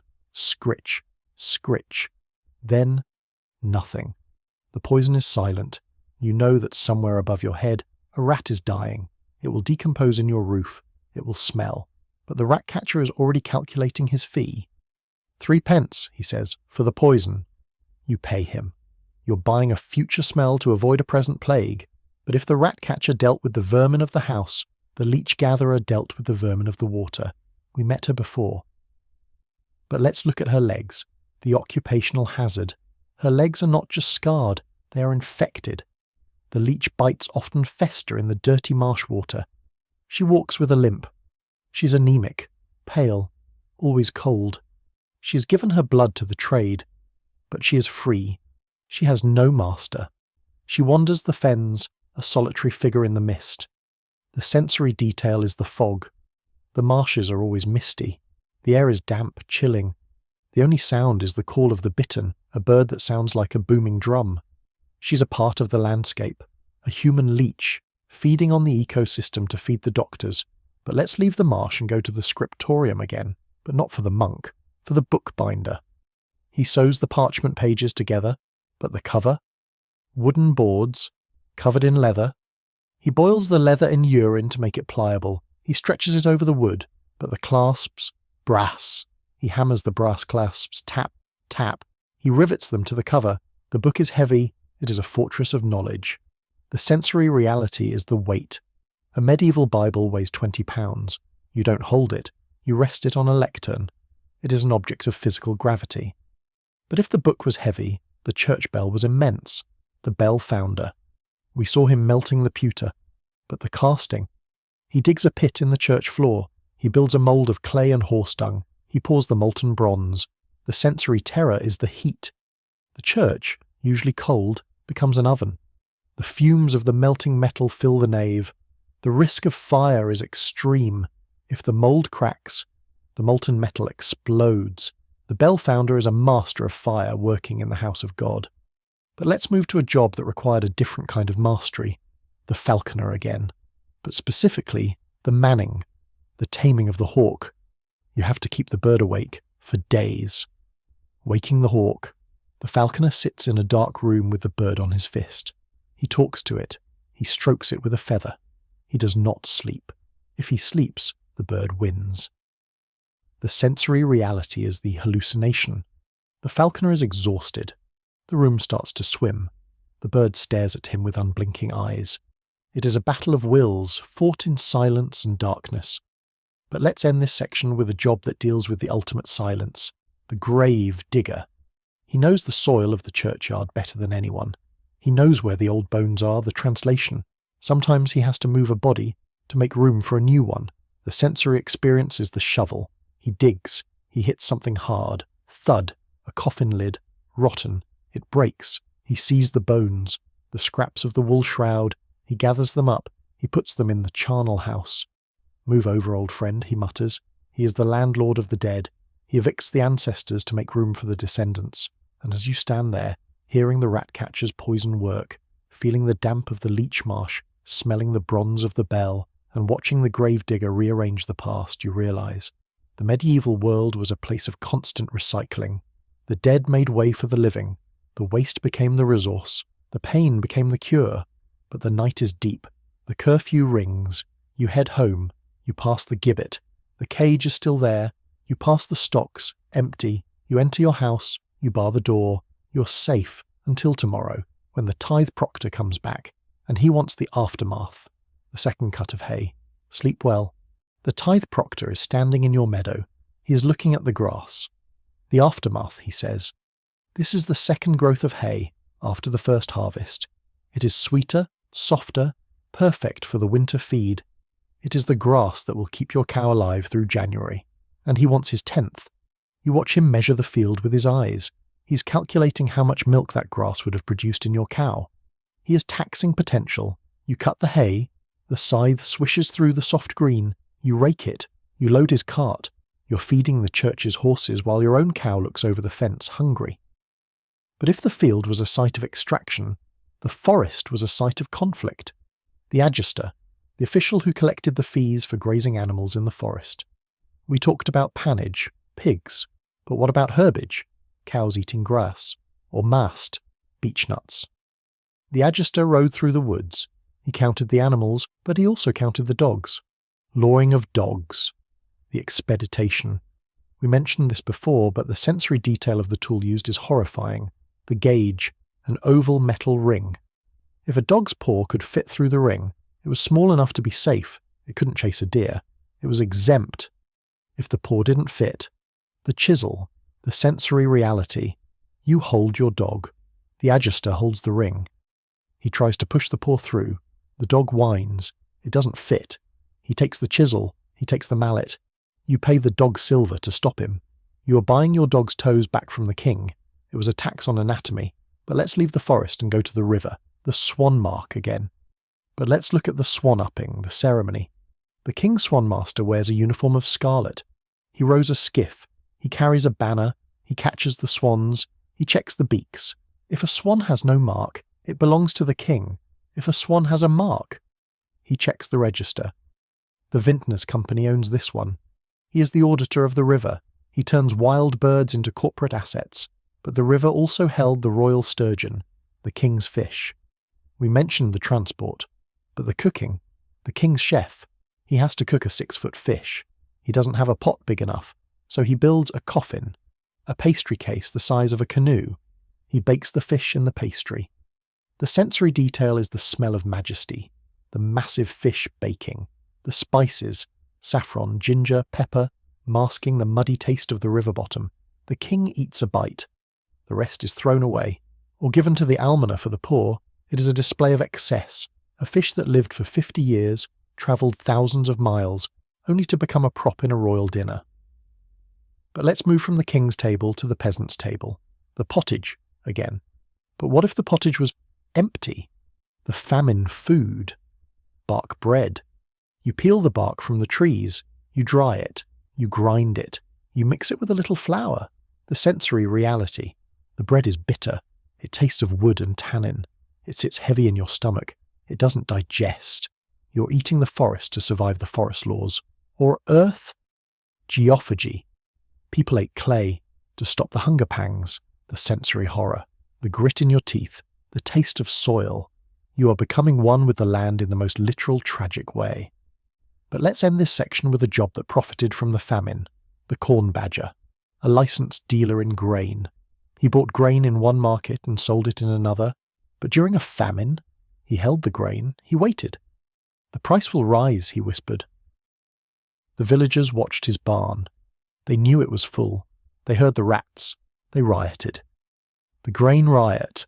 They broke down the doors. They took the sacks. They left the money they thought was fair price on the floor.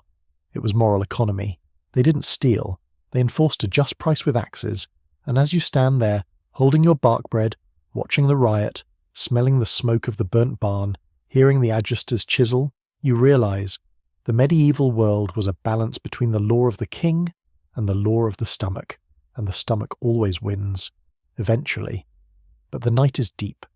The curfew rings, you head home, you pass the gibbet, the cage is empty, you pass the stocks, the thief is gone, you enter your house, you bar the door, you are safe, until tomorrow, when the tallyman comes back and he has a new stick. Sleep well. The tallyman stands at your door, his stick in hand. It is a new stick, pale and smooth, smelling faintly of willow sap. The notches from last year are gone, burned in the exchequer's fire. The wood is blank, waiting for your debt to be carved into its grain. You hand him a coin. He takes his knife. Scritch. A small notch appears. 1 penny, he says. Only 19 shillings and 11 pence to go. You watch the wood curl away under the blade. That tiny shaving represents a day of your life, a day of weeding, of threshing, of sweating. But the tally stick isn't just a receipt. It is a weapon. If you lose your half, the stock, you have no proof. You pay again. The sensory reality of the tally stick is anxiety. You keep it wrapped in a cloth, hidden in a jar, buried in the thatch. You check it every day. Is it dry? Is it safe? It is the most important object in your house. But if the tally stick measured your debt, the L measured your cloth. We mentioned the king's arm, but the enforcement of the measure was a public spectacle. The burning of the false measures. If a merchant was caught with a short L, the mayor would build a bonfire in the market square. He would throw the false yardsticks onto the fire. The sensory experience is the crackle of dry wood, the crowd cheering, the merchant watching his tools turn to ash. It was a purification of the market, a ritual to restore trust in geometry. But let's leave the market and go to the sewer again. But not for the waste, for the tosher again. We mentioned the coins, but they also found metal, copper nails, from old boats. The sensory detail is the glint. You are knee-deep in the black sludge. Your lantern flickers. You see a flash of green, oxidized copper. You pull it out. It is a nail. Hand-forged, valuable. You clean it. You sell it to the marine store dealer. He melts it down. It becomes a new nail or a coin. The economy recycles itself through the gutter, but if the tosher found metal, the bone picker found bones. Rag and Bone Man. He walked the streets with a sack. Any old iron? Any old bones? The sensory reality. He smells of rust and decay. He takes the bones from your dinner, after you've made broth and maybe ground them once. He takes the rags from your old clothes, after you've patched them 10 times. He sells the bones to the glue factory. He sells the rags to the paper mill. He is the end of the line for domestic consumption. But the most tragic scavenger was the pure finder.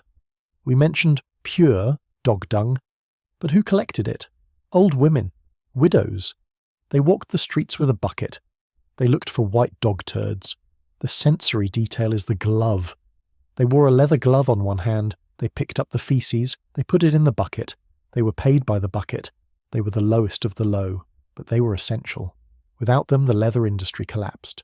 The gentlemen of London walked in fine boots because an old woman picked up dog waste in the street. It was a hierarchy of filth. But let's move to a job that dealt with the ultimate filth.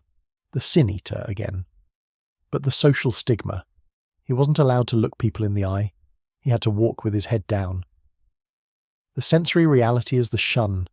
He walks into the tavern. The conversation stops. People turn their backs. He puts his coin on the counter. The alewife picks it up with a rag. She drops it in vinegar. He drinks alone. He has eaten the sins of the village, but the village cannot forgive him for it. But let's end this section with a job that sounds magical but was brutal. The pearl diver. In Scotland, freshwater pearls. The mussels lived in the cold rivers. The sensory experience is the numbness. You're wading in the river. It is freezing. You have a clef stick, a stick with a split end. You peer into the water through a water glass, a wooden box with a glass bottom. You see a mussel. You grab it with the stick. You open it. Usually nothing, just meat, which you eat or use for bait. But sometimes a pearl, a tiny, irregular, milky stone. You sell it to the jeweller. He sells it to the bishop. The bishop wears it on his mitre. He wears the product of your hypothermia on his head. And as you stand there rubbing your numb legs, smelling the vinegar on the coin, hearing the crackle of the burning yardsticks, and watching the bone picker walk away, you realise the medieval world was a place where value was extracted from the mud, the cold, and the waste. But the night is deep. The curfew rings. You head home. You pass the pillory, empty. You pass the stocks, empty. You enter your house. You bar the door. You're safe until tomorrow, when the summoner comes back, and he has a rumour about your neighbour. Sleep well. The tallyman stands at your door, his stick in hand. It is a new stick, pale and smooth, smelling faintly of willow sap. The notches from last year are gone, burned in the exchequer's fire. The wood is blank, waiting for your debt to be carved into its grain. You hand him a coin. He takes his knife. Scritch. A small notch appears. 1 penny, he says. Only 19 shillings and 11 pence to go.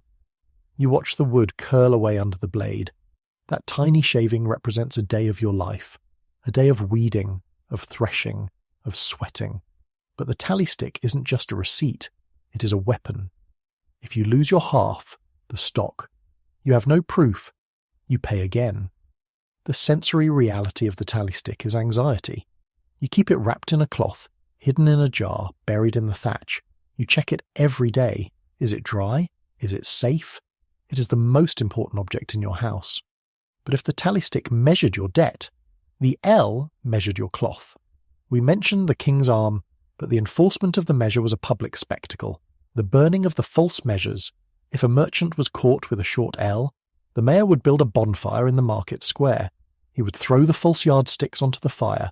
The sensory experience is the crackle of dry wood, the crowd cheering, the merchant watching his tools turn to ash. It was a purification of the market, a ritual to restore trust in geometry. But let's leave the market and go to the sewer again, but not for the waste, for the tosher again. We mentioned the coins, but they also found metal, copper nails from old boats. The sensory detail is the glint. You are knee-deep in the black sludge. Your lantern flickers. You see a flash of green. Oxidized copper. You pull it out. It is a nail, hand-forged, valuable. You clean it. You sell it to the marine store dealer. He melts it down. It becomes a new nail, or a coin. The economy recycles itself through the gutter, but if the tosher found metal, the bone picker found bones. Rag and bone man. He walked the streets with a sack. Any old iron? Any old bones? The sensory reality. He smells of rust and decay. He takes the bones from your dinner after you've made broth and maybe ground them once. He takes the rags from your old clothes after you've patched them 10 times. He sells the bones to the glue factory. He sells the rags to the paper mill. He is the end of the line for domestic consumption.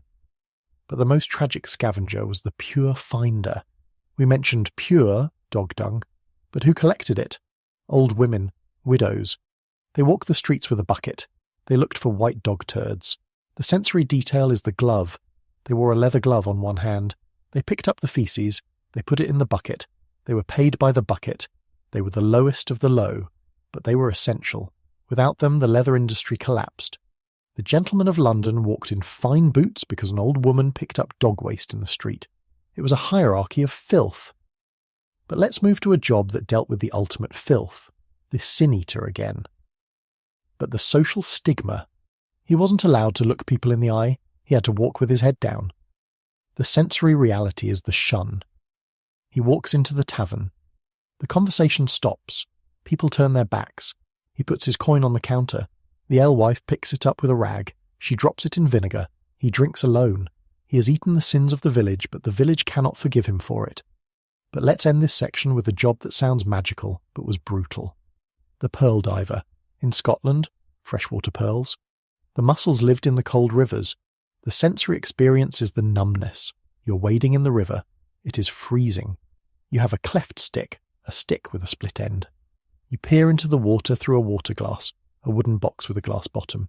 You see a mussel. You grab it with a stick. You open it. Usually, nothing. Just meat, which you eat or use for bait. But sometimes, a pearl. A tiny, irregular, milky stone. You sell it to the jeweller.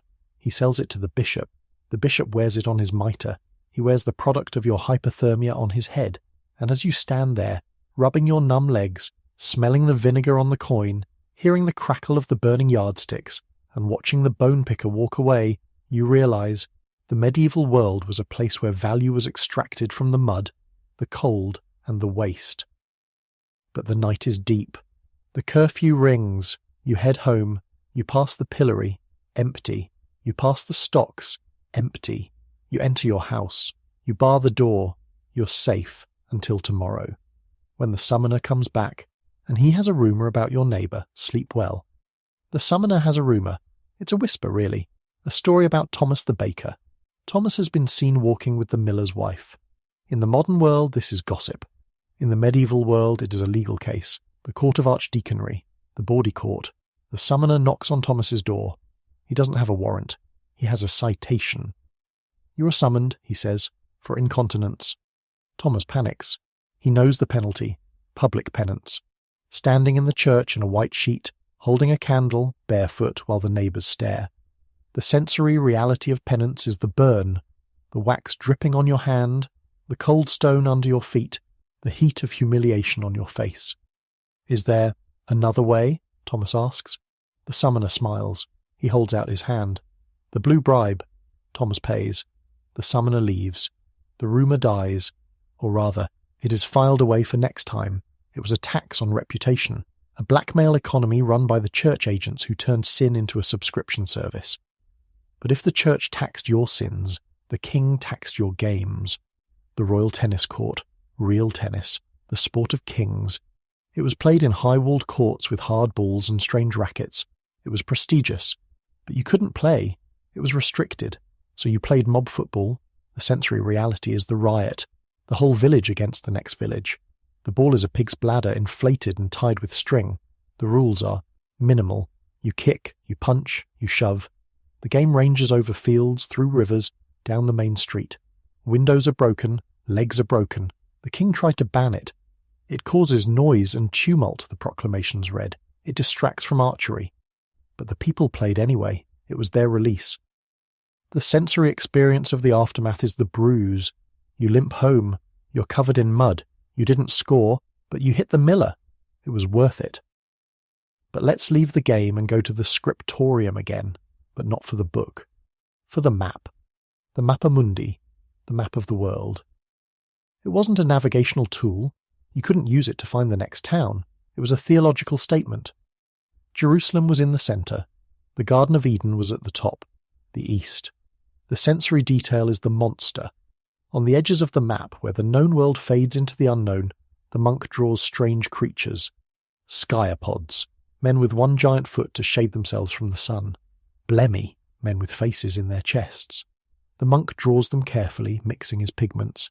He believes they exist. Here be dragons. The map tells you that the world is scary, that if you leave your village you will be eaten, or you will fall off the edge. It was a geography of fear designed to keep you in your place. But some people did leave. They walked right off the map, the pilgrim. We talked about the foot washing, but the journey itself was an industry, the pilgrim's badge. You travelled to a shrine, Canterbury, Walsingham, Santiago de Compostela. When you got there, you bought a souvenir, a pewter badge. The sensory reality is the collection. You walk home. Your hat is heavy with badges. St. Thomas's face, the Virgin's symbol, the scallop shell. You clink when you walk, jingle, jingle. The badges are proof. I was there. I survived the road. I paid the tolls. They are the medieval equivalent of bumper stickers, but they also grant safe passage. Bandits might hesitate to rob a holy man. Might. But let's move to a job that dealt with the ultimate journey. The sin eater again? No. The barber surgeon again? No. The executioner. But specifically his retirement, when an executioner got too old to swing the axe, or when his hands shook too much to tie the knot. He was often given a corrodi in a monastery, or allowed to live in the tower of the city wall, the sensory reality. He sits in his tower. He looks at his axe on the wall. It is rusted, stained with the history of the town's justice. People avoid his tower.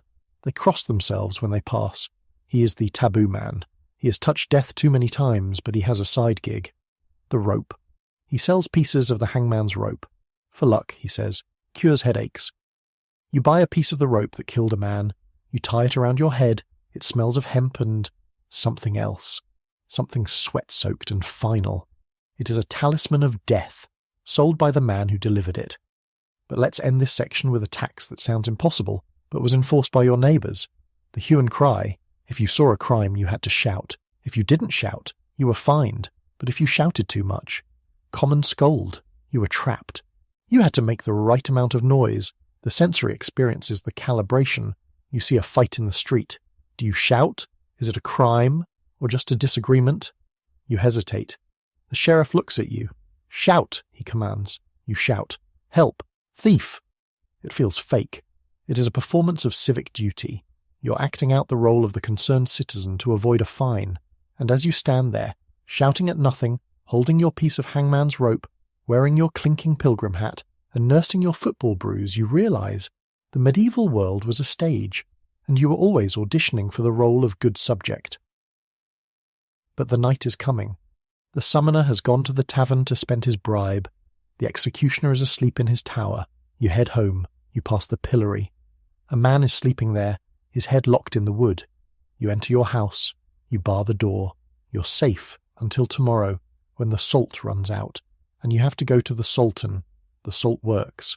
Sleep well. The Sultan. It sounds like a place of industry, but it is really a place of evaporation. You're standing on the coast, near the marshes where the sea creeps inland. The air is thick with the smell of brine and wood smoke. Salt making was simple, brutal chemistry. You took seawater. You boiled it. The salt pan. A huge, shallow lead pan sitting over a fire that never went out. The sensory reality is the heat. You are the salt boiler. You stand next to the pan for 12 hours. The steam rises in a white cloud, coating your skin, your hair, your clothes with a fine crust of salt. Your eyes sting. Your lips crack. You rake the crystals. They form on the surface like ice. You shovel them into baskets. You are dehydrating the ocean to preserve the land, but the fire needs fuel, wood, coal, peat, the salt way. The roads leading to the sultans were the busiest in the kingdom.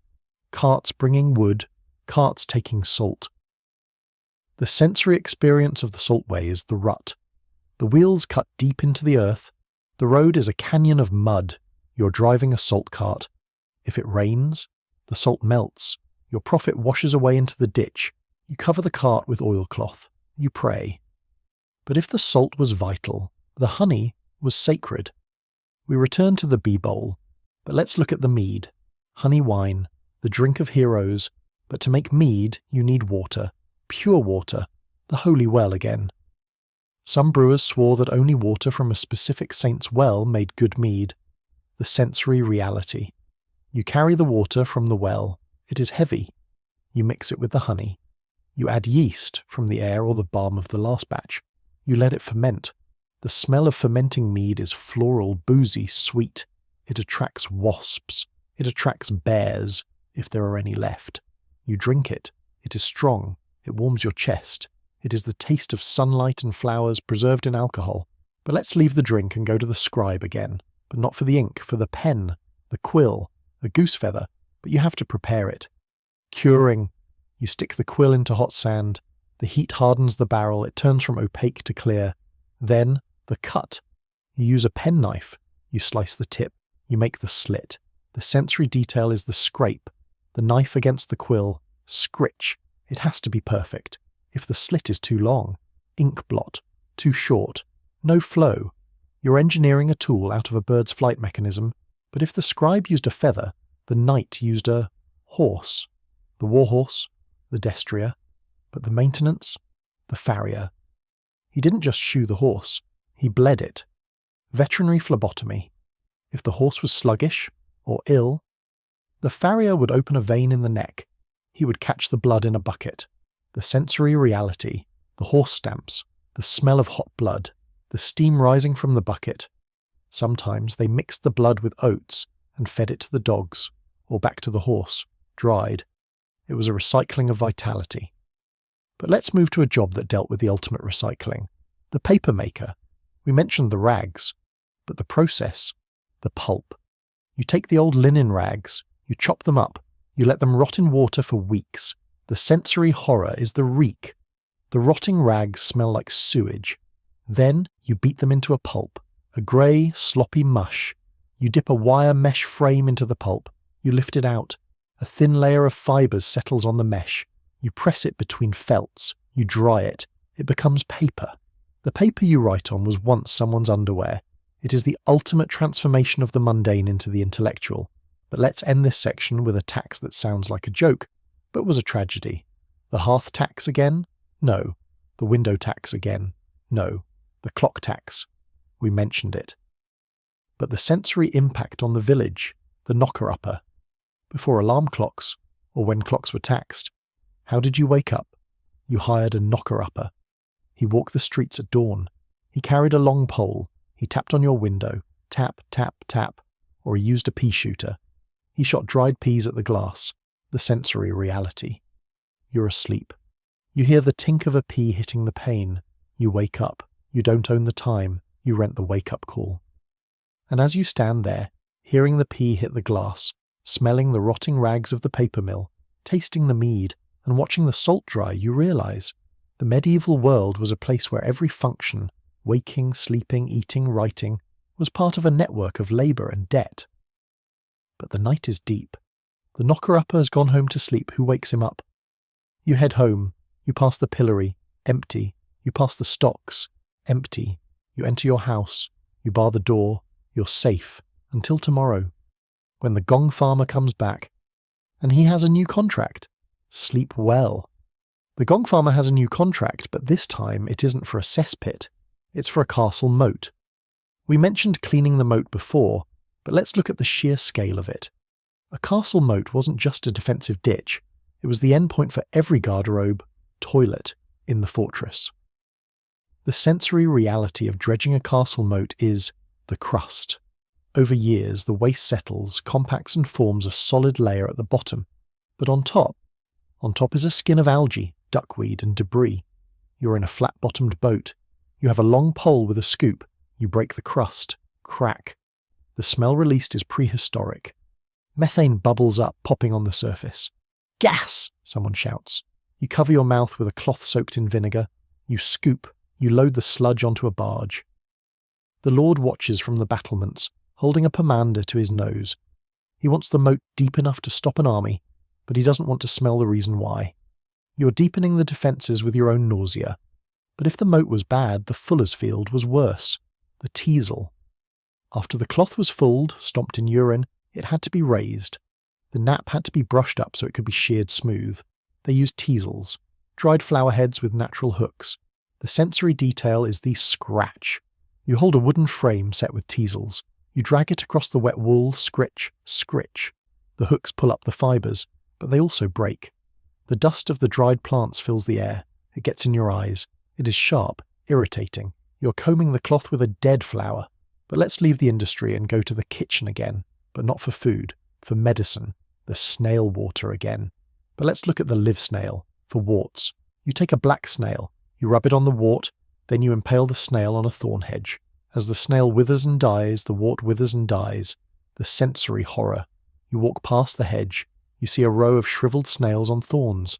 It looks like a warning to the insect kingdom. It is sympathetic magic at its most cruel. But sometimes the magic was edible. Eel skin, for a cramp. You tie an eel skin around your leg while swimming. The sensory reality. You're in the river. You have a slippery, wet skin tied to your calf. It tightens in the water. It is supposed to prevent drowning. Does it? Probably not. But it makes you feel like a fish. But let's move to a job that required you to catch something much smaller than an eel. The ant egg collector. For feeding pheasants, the Lord's birds. You go to the woods. You find an anthill. You dig it up. The sensory experience is the bite. The ants are furious. They swarm your hands. They bite. Formic acid stings your skin. You sift the dirt. You collect the white rice-like pupae. You put them in a bag. You are robbing an insect city to feed a bird that you're not allowed to eat. It is a hierarchy of consumption. But the most delicate job was the lace maker. We think of lace as luxury, but the making of the lace was a sensory marathon. Pillow lace. You sit with a pillow on your lap. You have dozens of bobbins. You have pins. The sensory detail is the click. The wooden bobbins click together. Click, clack, click. It sounds like rain. You work by candlelight. To focus the light, you use a lacemaker's globe, a glass sphere filled with water. It acts as a lens. The light is bright, focused on the pins, but the rest of the room is dark. Your eyes strain. You go blind. You're weaving a cobweb of thread that will adorn the cuff of a bishop. But let's end this section with a tax that targeted the very soil of the grave again, the resurrection man again, but the iron coffin. To stop the body snatchers, the rich bought mort safes, iron cages placed over the grave, or heavy stone slabs. The sensory reality is the lock. You bury your father. You lower the heavy iron grate over the coffin. You lock it with a padlock. You keep the key. You are locking your loved one in the ground to keep them from becoming a science experiment. It was a tax on security, the cost of resting in peace. And as you stand there, holding the key, smelling the moat sludge, feeling the ant bites, and hearing the click of the lace bobbins, you realize the medieval world was a place where nothing was safe. Not the living, not the dead, not the water, not the light, but the night is deep. The curfew rings. You head home. You pass the pillory, empty. You pass the stocks, empty. You enter your house. You bar the door. You're safe until tomorrow, when the salt runs out, and the gablers are waiting. Sleep well. The salt is gone. You're scraping the bottom of the barrel again. The gablers are waiting, but today you decide to risk it. You're going to the coast, not to gather kelp, but to meet a boat, a smuggler's boat, the moonlight run.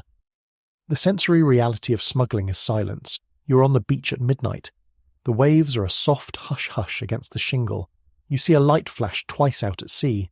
A small boat rows in. Men jump out. They are carrying barrels, not of salt this time, but of brandy, or tea, or lace. You grab a barrel. It is heavy. You run up the beach, your boots slipping in the sand. You hide it in a cave, but you're not safe. The preventative men, the customs officers, they patrol the cliffs. They have telescopes. They have muskets. If they catch you, they seize the brandy. They seize the boat. They seize you. But here is the twist. Sometimes they seize the goods and sell them back to you at an auction. It was a circular economy of crime. The smuggler brings it in. The officer seizes it. The officer sells it. The smuggler buys it back, cheaper than the tax.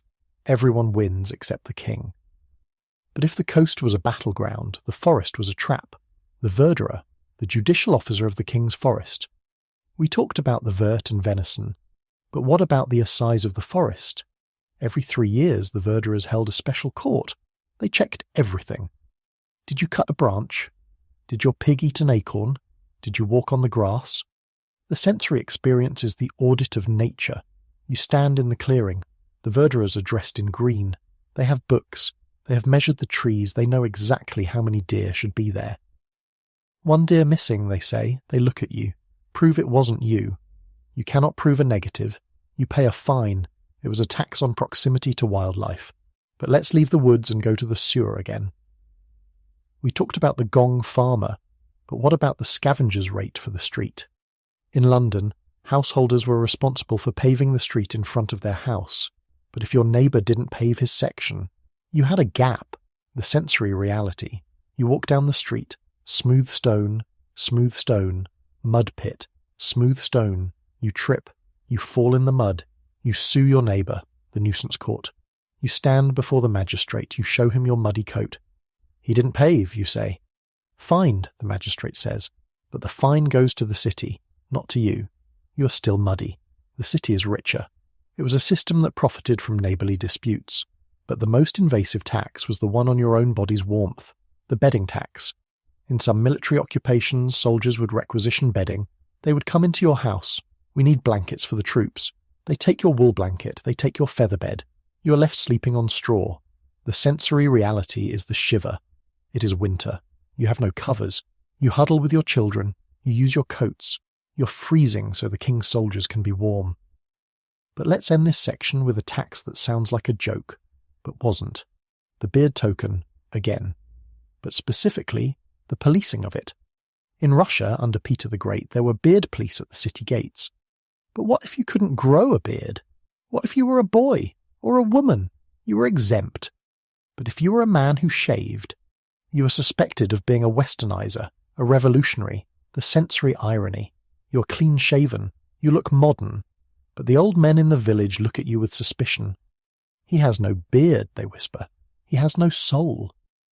It was a tax on tradition.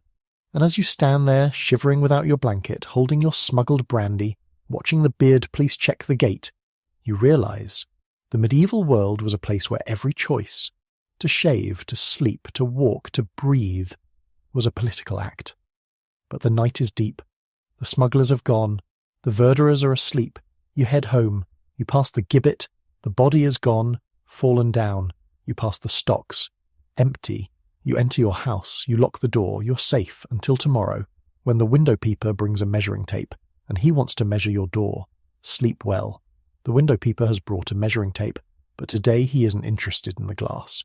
He is interested in the door. He is checking the width. Welcome to the door tax. In late 17th and 18th century Europe, specifically in France and England, the government taxed entrances. A large door meant a large house. A large house meant a rich owner, but the rich owner was stingy.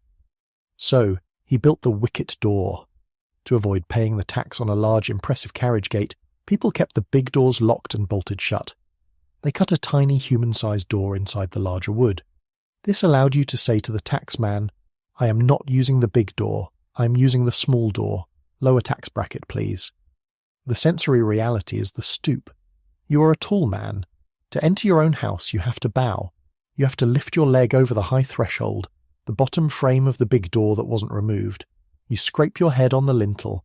You're performing a physical act of submission every time you go home. The architecture forces you to hunch.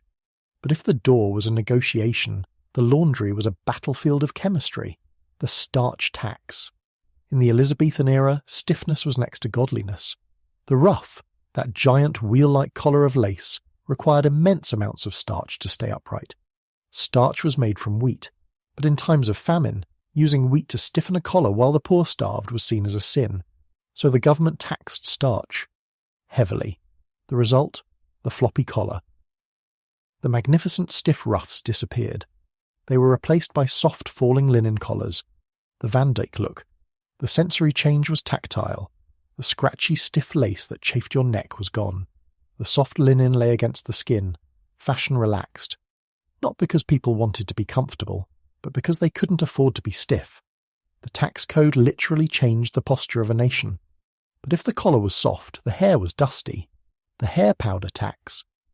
In 1795, the British government decided that vanity was a taxable asset. Hair powder, made of starch and perfume, was essential for the upper classes and their servants to maintain the white-wigged look. The tax was 1 guinea per year, a huge sum. The result? The guinea pigtail. Only the rich could afford to keep wearing their hair powdered and tied back. The poor, and the thrifty rich, stopped powdering. They cut their hair short. The crop haircut became fashionable, not because it looked better, but because it was tax-free. The sensory change in society was visual and olfactory. The courts became darker as the white wigs vanished. The smell of lavender and starch faded, replaced by the smell of, well, just hair. The tax code killed the wig industry overnight. But let's leave the dressing room and go to the cellar, the glass tax again. But specifically the bottle tax. Glass bottles were taxed by weight. The heavier the glass, the higher the tax. So wine merchants stopped using clear, refined bottles. They used black glass, thick, heavy, opaque glass made from the cheapest materials, because oddly the tax on common metal glass was lower than flint glass. But they couldn't see what was inside. The sensory reality is the mystery pour. You are in a tavern. The serving girl brings a heavy, dark bottle. You pour. The wine comes out. Is it red? Is it white? Is there sediment? Is there a cork floating in it? You can't tell until it is in the cup. You drink. It is sour. If the bottle had been clear, you would have seen the cloudiness. But the tax code has blinded you. But the most insidious tax on your drink wasn't the bottle. It was the grain, the malt tax. To make beer, you need malted barley. You soak the grain, let it sprout, to create sugar, then roast it. The king taxed the malt. The sensory reality is the hidden kiln. You're a farmer. You want to make your own malt for your home brew, but you have to do it secretly. You build a small kiln in the woods or deep in your barn. You roast the grain at night. The smell of roasting barley, sweet, nutty, warm, drifts through the trees. It is a delicious smell, but it is also a dangerous smell. If the excise man smells it, he follows his nose. He finds you. He smashes the kiln. He confiscates the grain. You are arrested for unauthorized roasting. It was a tax on chemistry, on the transformation of starch into sugar. But let's leave the illegal kiln and go to the fair again, because the entertainment was taxed too. The puppet show. Travelling puppeteers, Punch and Judy shows, were popular. They were cheap. They were loud. But the town council demanded a licence fee. The sensory detail is the pass the hat. The puppeteer finishes the show. Mr. Punch has beaten the devil. The crowd laughs. The puppeteer comes around with a hat. "A penny for the licence," he whispers. He isn't asking for money for himself. He's asking for money to pay the mayor so he can perform again tomorrow. You throw a coin, you're paying a tax on laughter. But the most bizarre tax on performance was bear baiting. The bear warden had to pay a fee to the crown for the right to keep bears, and he passed that cost on to the spectators. The sensory horror, the bear pit, the smell of sawdust, blood, and animal fear, the dogs barking, the bear roaring. You pay to watch suffering, and the king takes a cut. It was a monetization of cruelty. But let's end this section with a tax that targeted the very soil of the grave, the chantry. Rich people would pay the church to build a small chapel, a chantry, where a priest would sing masses for their souls forever. A perpetual chant. But King Henry VIII and his son Edward VI dissolved the chantries.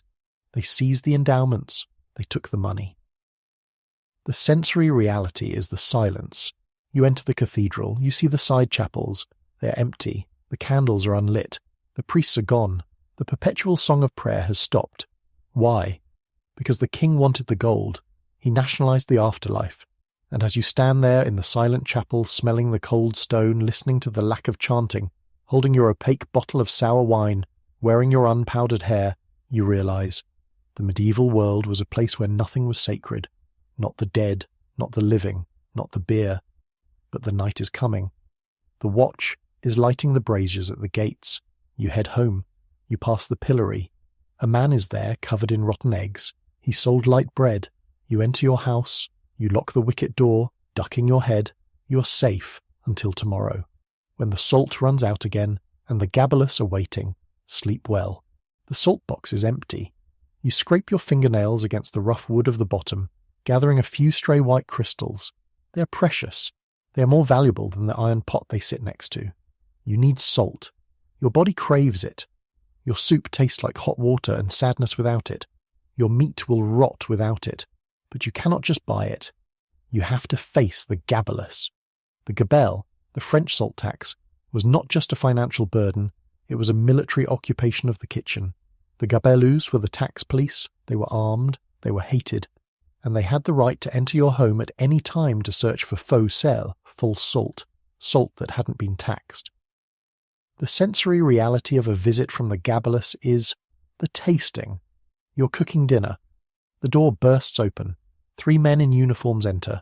They don't look at you, they look at your pot. One of them dips a ladle into your soup. He sips. Salty, he says accusingly. I bought the salt from the king's warehouse, you cry. Show me the receipt, he demands, and show me the pot. He checks the level of salt in your mandatory storage jar. If you have too much left, you didn't use your quota, fined. If you have too little, you bought illegal salt, fined. He searches the house. He pokes his bayonet into your mattress. He looks in the ashes of the hearth. He checks the pockets of your children.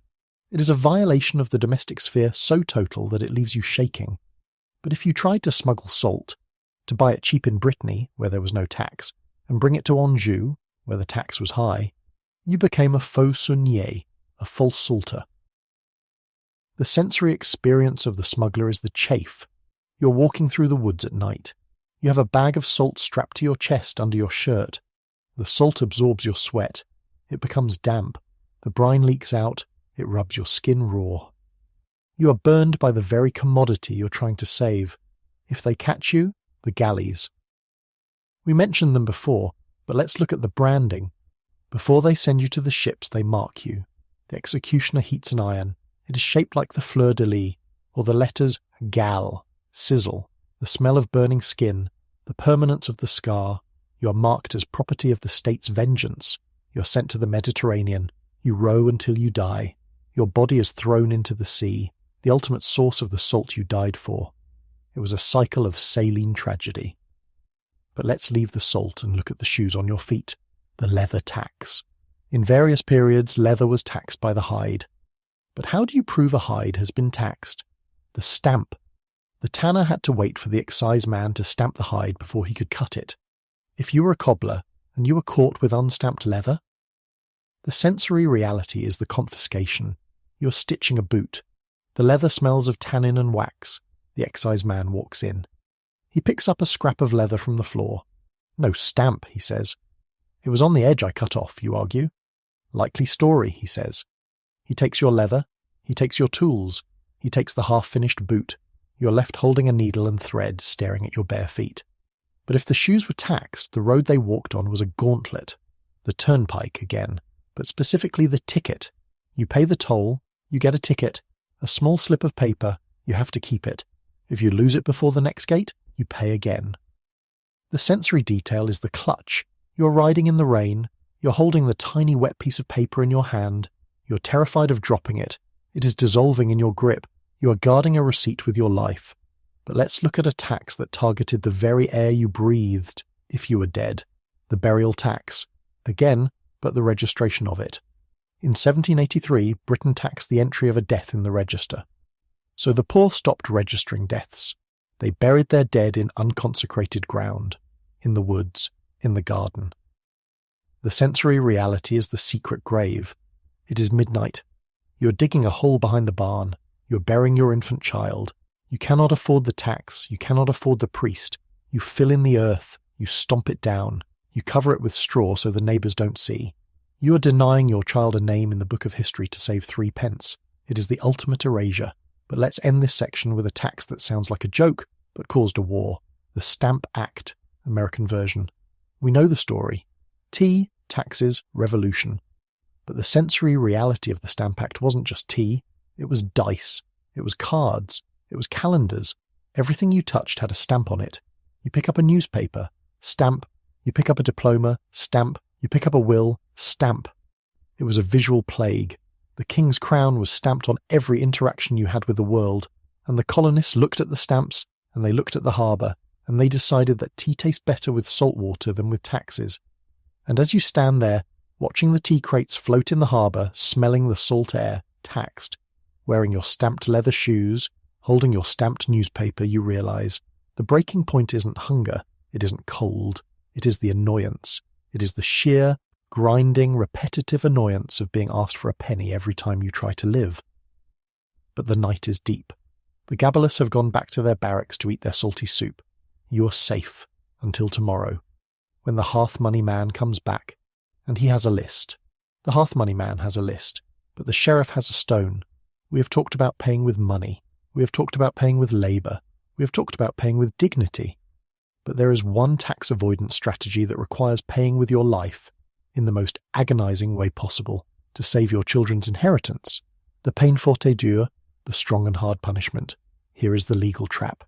If you were accused of a felony, like theft or murder, and you were tried and found guilty, the king confiscated all your property. Your family was left destitute. The land, the house, the cows, all gone to the crown. But you could only be tried if you entered a plea. Guilty or not guilty, if you refused to speak, if you stood silent, the trial could not start. You could not be convicted. Your property could not be seized. So, brave men, fathers thinking of their starving children, chose the mute of malice. They refused to speak. The law's response was the press. The sensory reality is the weight. You're taken to the dungeon. You're laid on your back on the cold stone floor. A sharp stone or a piece of timber is placed under your spine. Then they place a board on your chest, and then they add the weights: iron, stone, lead. Will you plead? The sheriff asks. You stare at the ceiling. You clamp your jaw shut. You think of your son. If you speak, he loses the farm. If you stay silent, he keeps it. They add more weight. Your ribs crack, snap. The sound is loud in the small room. Your breath comes in shallow, whistling gasps. Your eyes bulge.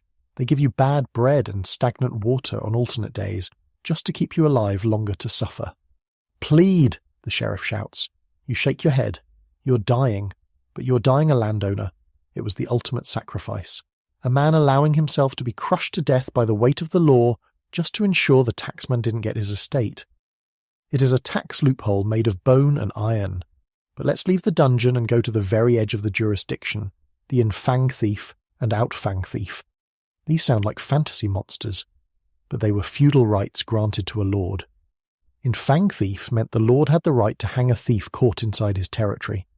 Outfang thief meant he could go outside his territory, catch a thief, bring him back, and hang him. Why did the lord want this? Because he got the thief stuff, the chattels. If the king's sheriff caught the thief, the king got the stuff. If the lord caught him, the lord got the stuff. So there was a race. The sensory experience is the pursuit. You are the thief. You have stolen a silver cup. You are running. Behind you, you hear two groups of horses. One is the sheriff. One is the lord's bailiff. They aren't racing to bring you to justice. They are racing to see who gets your boots. You are a piñata of assets, and they are the children with the sticks. But let's look at a tax that targeted the very structure of the market again. The beam. The king's beam. We talked about the tron, for wool. But the beam was for avoirdupois goods, heavy goods, lead, wax, spices. The king demanded that all heavy goods be weighed on his beam in London, even if you were selling them in Bristol. You had to transport your goods hundreds of miles just to have them weighed, taxed, and then transported back. The sensory reality is the ruts, the wheels of your cart grinding into the mud, the oxen exhausting themselves. You are moving lead across the country for no reason other than bureaucratic centralisation. The roads are ruined by the weight. The cost of lead goes up. The roof of the church stays unrepaired because the lead is too expensive. It was a tax on logistics. But surely the king couldn't tax the water you drank, the conduit. In London, water was brought in by wooden pipes, conduits. It was a public service. But the water bearers, men who carried water to houses, formed a guild. They charged a monopoly price, and the city charged the guild. The sensory experience is the bucket. You're thirsty. You go to the conduit. The water bearer blocks your way. He is strong, wet, smelling of river mud. 2p a tankard, he says. I can carry it myself, you say. Against the rules, he says. You pay him to carry water 10 feet. It was a tax on hydration. But the most subtle tax was the one on usury. Lending money at interest was a sin. It was illegal for Christians, but people needed loans, kings needed loans, so they allowed Jewish lenders before the expulsion, or Italian bankers after, to lend money. But the king taxed the lenders heavily, so the lenders raised the interest rates. You, the peasant borrowing money to buy seed corn, paid 40% interest. Why? Because the king took 20%. The sensory reality is the notch. You watch the moneylender carve the notch into the tally stick. It is deep. It cuts through the wood. 40%, he says, the king's share. You are paying the king for the permission to be in debt. And as you stand there, holding the split tally stick, feeling the weight of the press on your chest, metaphorically, hopefully, listening to the race of the sheriff and the bailiff, smelling the stagnant water of the conduit, you realize the medieval world was a place where every exit was a toll booth. But the night is almost over. The passing bell has stopped ringing. The curfew is lifted. There is one final tax, the one that waits at the very end of time, the Doomsday Book, not a tax but a survey. William the Conqueror wanted to know exactly what he owned. Every pig, every plough, every acre. He sent his men to every village. Who owns this? How much is it worth? The sensory experience was the interrogation. The villagers stood in the square. They were terrified. They felt like it was the last judgment, hence doomsday. The scribe wrote it all down, and once it was written, it was law. You couldn't argue. The book says you have 3 cows, the sheriff says. 1 died, you cry. The book says 3. Pay for 3. It was a tax on a memory of wealth, a static snapshot of a dynamic world, and as you close your eyes, preparing for the final rest of the night, you see the book. It is heavy, bound in leather, chained to a desk in Westminster. It has your name in it, or your ancestor's name, and a number. That number is your destiny. But you have survived the book. You have survived the press. You have survived the gabalus. The night is done. The sun is rising on a new era, an era of income tax, sales tax and property tax, different names, same squeeze. But for now, in the quiet of the morning, before the world wakes up to demand its due, you're free. Take a breath. It's on the house. The sun has risen on a new era, free of the Doomsday Book, but unfortunately you have woken up with a pain in your side, a sharp throbbing ache that refuses to be ignored. You have survived the tax man. Now, you must survive the doctor. Welcome to the terrifying world of medieval surgery. In the modern world, a hospital is a place of sterility, white lights, and the smell of antiseptic. In the medieval world, the operating theatre was often a barber's shop, a market stall, or your own kitchen table, and the smell was not antiseptic. It was old blood, sawdust, and vinegar. You walk to the barber surgeon. He is standing in his doorway, sharpening a blade on a leather strop. Swing, swing. The sound sets your teeth on edge. He wears a stained apron. He does not wash his hands. Why would he? Germs are a theory for the future. He believes in laudable puss. You sit in the wooden chair. You point to your side. The stone, he says, nodding sagely. Bladder stone. It is a common ailment in a world of bad diets, but the cure is the lithotomy. The sensory reality of this procedure is a nightmare of vulnerability. There is no anesthesia, perhaps a cup of dwale, a mixture of hemlock, opium and bile if you are rich. If you are poor, you get a piece of leather to bite. 4 strong men hold you down. They strap your legs high in the air. The surgeon produces a sound, a metal rod. He inserts it. Clink. He hits the stone inside you. The sound vibrates through your pelvis. Found it, he says. He picks up the knife. The sensory horror. You feel the cut. You feel the metal forceps entering your body. You feel the grinding as he crushes the stone or pulls it out whole. You scream. The barber shouts over you. Hold him still. He pulls out a jagged yellow rock the size of a walnut. He drops it in a metal bowl. Clang. Cured, he says. He packs the wound with moss. He doesn't stitch it. He believes it must purge. You're carried home. You're bleeding. You're in shock. But the stone is gone. You have survived the knife. But what if the pain wasn't in your body? What if it was in your head? Trepanation. If you had migraines, epilepsy, or melancholy, the doctor might decide that the humours were trapped in your skull. They needed a vent. He brings a drill, a trephine. It looks like a corkscrew. The sensory experience is the grind. You are awake. You are held down. The doctor places the point against your forehead. He turns the handle. You hear the sound of the drill biting into your own bone. It is a dry, crunching sound that echoes inside your head. You smell the bone dust, chalky and burnt. He removes a round plug of skull. The pressure is released, he says. The demons can fly out. He covers the hole with a piece of flattened gold or a patch of skin. You now have a window in your head. Amazingly, people survived this. The bone healed. But the headache, that usually stayed. But let's leave the surgery and go to the apothecary, the pharmacist. He has jars of ceramic and glass. He has drawers of dried herbs. But his most expensive ingredient isn't a plant. It is a corpse. Mumia, ground-up Egyptian mummy. We mentioned the trade, but the consumption is a sensory reality. You have a bruise or a cough. The apothecary gives you a pinch of brown powder. Ancient king, he says, very potent. You mix it with wine. You drink it. It tastes of dust, bitumen, and spices that were harvested 2,000 years ago. It is gritty between your teeth. You are a cannibal of history. You are eating the past to cure the present. But if you couldn't afford a mummy, you used moss from a skull. Usnea cranii humani. Moss that grew on the skull of a hanged man. The logic: the man died violently, so his vital spirits were trapped in his head. The moss absorbed them. You scrape the moss. You snort it. It smells of damp bone and rain. It makes you sneeze. You're inhaling the vitality of a criminal. But let's move from the dead to the very much alive. The cup in glass. The doctor wants to draw the bad humours to the surface. He heats a glass cup over a candle. The air inside expands. He slams the cup onto your back. The sensory detail is the suction. As the air cools, it contracts. It sucks your skin up into the glass. It pulls tight. It turns purple. He leaves 10 cups on your back. You look like you have been attacked by a giant octopus. If he wants to be aggressive. Wet cupping. He slices the skin first. The cups fill with blood.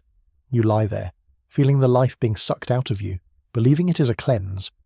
But the most bizarre transfer of disease was the pigeon cure, if you had a fever or a snake bite. The doctor took a live pigeon. He cut it in half. He applied the raw, bleeding bird to your feet. The logic: the bird's natural heat would draw the poison out of you. The sensory reality. The bird is warm, wet, fluttering slightly as it dies. You feel the blood cooling on your skin, the smell of feathers and iron. It was a biological sponge for sickness. And as you lie in your bed, recovering from the drill, the cup, and the pigeon, you realize medieval medicine wasn't about healing. It was about transfer, moving the pain from the inside to the outside, moving the sickness from the human to the animal. But the night is deep. The barber has wiped his blade. The apothecary has corked his mummy jar. You are safe until tomorrow, when the tooth drawer comes, and he has a necklace made of molars. The tooth drawer. He is a spectacle, a showman. He stands on a raised platform in the market square, surrounded by a crowd that is equal parts fascinated and terrified. He wears a necklace of human teeth, a rattling garland of his victim's molars. You approach him. Your jaw is throbbing. The worm is active. He doesn't use anesthesia. He uses noise. A drummer beats a frantic rhythm. Boom, boom, boom. It is designed to drown out your screams. He has a tool, the pelican, or the dental key. We talked about the key, but the pelican was a hook. The sensory reality is the leverage. He hooks the metal claw over your tooth. He braces the shaft against your gum. He leans back. The tooth doesn't slide out. It breaks free. The sound is a wet crack that reverberates in your skull. The pain is white hot, blinding. He holds up the bloody tooth. "Behold the worm!" he shouts, pointing to the dangling nerve. The crowd cheers. The drum stops. You spit blood into the sawdust. You pay him a penny. You walk away, your mouth full of iron and pain, but the worm is gone. But if the tooth drawer was a butcher, the cataract coucher was a gambler. We mentioned this briefly, but let's look at the needle. He pushes the cloudy lens into the back of your eye. The sensory detail is the flash. You see a burst of light as the needle enters, then a swirling cloud, then maybe vision, but often infection. The white death of the eye. He travels fast. He does the surgery and leaves town before the infection sets in. He is a hit-and-run surgeon. But let's leave the body and go to the mind. The stone of madness again. We talked about the trick, but the belief was real. People wanted to believe their sadness was a rock, because you can remove a rock. You can't remove a feeling. It was a physical metaphor for psychological pain. But what if the pain was in the heart? Lovesickness. The doctor prescribed travel, or heavy work, or shock. They would fire a pistol next to your ear, or throw you in cold water, to reset the humours. It was emotional regulation by jump scare, but let's move to a job that dealt with the ultimate reset, the sin eater again. But let's look at the bread. The bread wasn't just bread. It was often baked on the corpse. The dough was placed on the chest of the dead man to rise. It absorbed the warmth of the fading body. It absorbed the sins, the sensory horror. The sin eater eats the bread that has touched the dead skin. He tastes the mortality. He is the garbage disposal of the soul. And as you stand there, holding your jaw, rubbing your eye, watching the sin eater chew, you realize the medieval world was a place where everything was connected. The body, the soul, the tax, the cure, but the night is deep. The tooth drawer has packed his bag. You head home. You pass the pillory. Empty. You pass the stocks. Empty. You enter your house. You bar the door. You're safe until tomorrow, when the plague comes back and the red cross appears on your door. Sleep well. The red cross. It is painted crudely on your door in red ochre or pitch. Lord, have mercy upon us. You are locked in. The watcher sits outside. He's paid by the parish to ensure you do not leave. He has a stick. He has a lantern. He has orders. Inside, the air is stagnant. You have closed the shutters to keep out the miasma, but you have trapped the sickness in with you. The sensory reality of the plague house is the weight. You listen to the breathing of your family. Is it shallow? Is it rattling? You check for the tokens, the spots, the buboes. If you find one, you don't tell the watcher, you hide it. Because if he knows, he will never let you out. You burn juniper. You chew zdowary, a spice. You hold a pomander to your nose. You're fighting a biological war with aromatherapy. But if you die, the dead cart. Bring out your dead. The bell rings. Clang, clang. The cart rumbles over the cobblestones. The sensory horror. You have to carry your own family member to the door. The body's heavy. It is wrapped in a sheet. Wool, of course. You hand it to the carter. He's covered in tar to repel the plague. He throws the body onto the pile. You watch them drive away. To the plague pit, a mass grave. No coffin, no priest. Just quicklime and dirt. It was the ultimate loss of dignity. But let's leave the plague and go to the resurrection man again. Because the demand for bodies didn't stop with the plague, the anatomy school. Surgeons needed fresh bodies, not plague bodies. Fresh ones. The sensory reality is the midnight dig. The resurrection men work fast. They use wooden shovels, quieter. They break the coffin lid. They use a hook to pull the body out. They strip the clothes. Stealing the clothes is a felony. Stealing the body is a misdemeanor. They leave the shroud in the grave. They put the body in a sack. They cart it to the surgeon's back door. Fresh, they say. The surgeon pays, he dissects, he learns. Your grandmother's body is teaching the next generation of doctors. It is a grim form of immortality. But let's move to a job that dealt with the living body. The wet nurse again, but the overlaying. If a baby died in the night, suffocated in the bed, the overlaying, it was a tragedy. But sometimes it was suspected to be intentional. Dropping the baby. The sensory reality is the inquest. The coroner comes. He looks at the baby. He looks at the nurse. "Did you roll on him?" he asks. She weeps. She denies it. But the suspicion remains. She was tired. She was overworked. She had too many babies in the bed. It was a tragedy of poverty. But let's end this section with a tax that targeted the very air you breathed if you were a diver. We talked about the diving suit, but the sponge diver in the Mediterranean. He held a heavy stone. He jumped in. He held his breath. The sensory experience is the pressure. The water squeezes his chest. His ears pop. He cuts the sponge. He drops the stone. He swims up. He bursts the surface. He gasps. His nose bleeds. His ears bleed. The bends. He sells the sponge. The rich man uses it to wash his face in the bathhouse. He's wiping his skin with the product of a man's suffocation. And as you stand there, smelling the juniper smoke, hearing the dead cart rumble, watching the resurrection man dig, you realize the medieval world was a place where every breath was a transaction. But the night is deep. The watcher is asleep. You head home. You pass the pillory. Empty. You pass the stocks. Empty. You enter your house. You bar the door. You're safe until tomorrow, when the salt runs out again, and the gabalus are waiting. Sleep well. The salt is gone. The gabalus are waiting. But today, you are not buying salt. You are trading it for relics. We mentioned the feather of Gabriel, but the trade in relics was the biggest industry in Europe. You're a pardoner, or a quister. You travel with a box. Inside you have the toe of St. Peter, the sweat of St. Michael, the breath of Jesus, in a sealed vial. The sensory reality of the pardoner is the cell.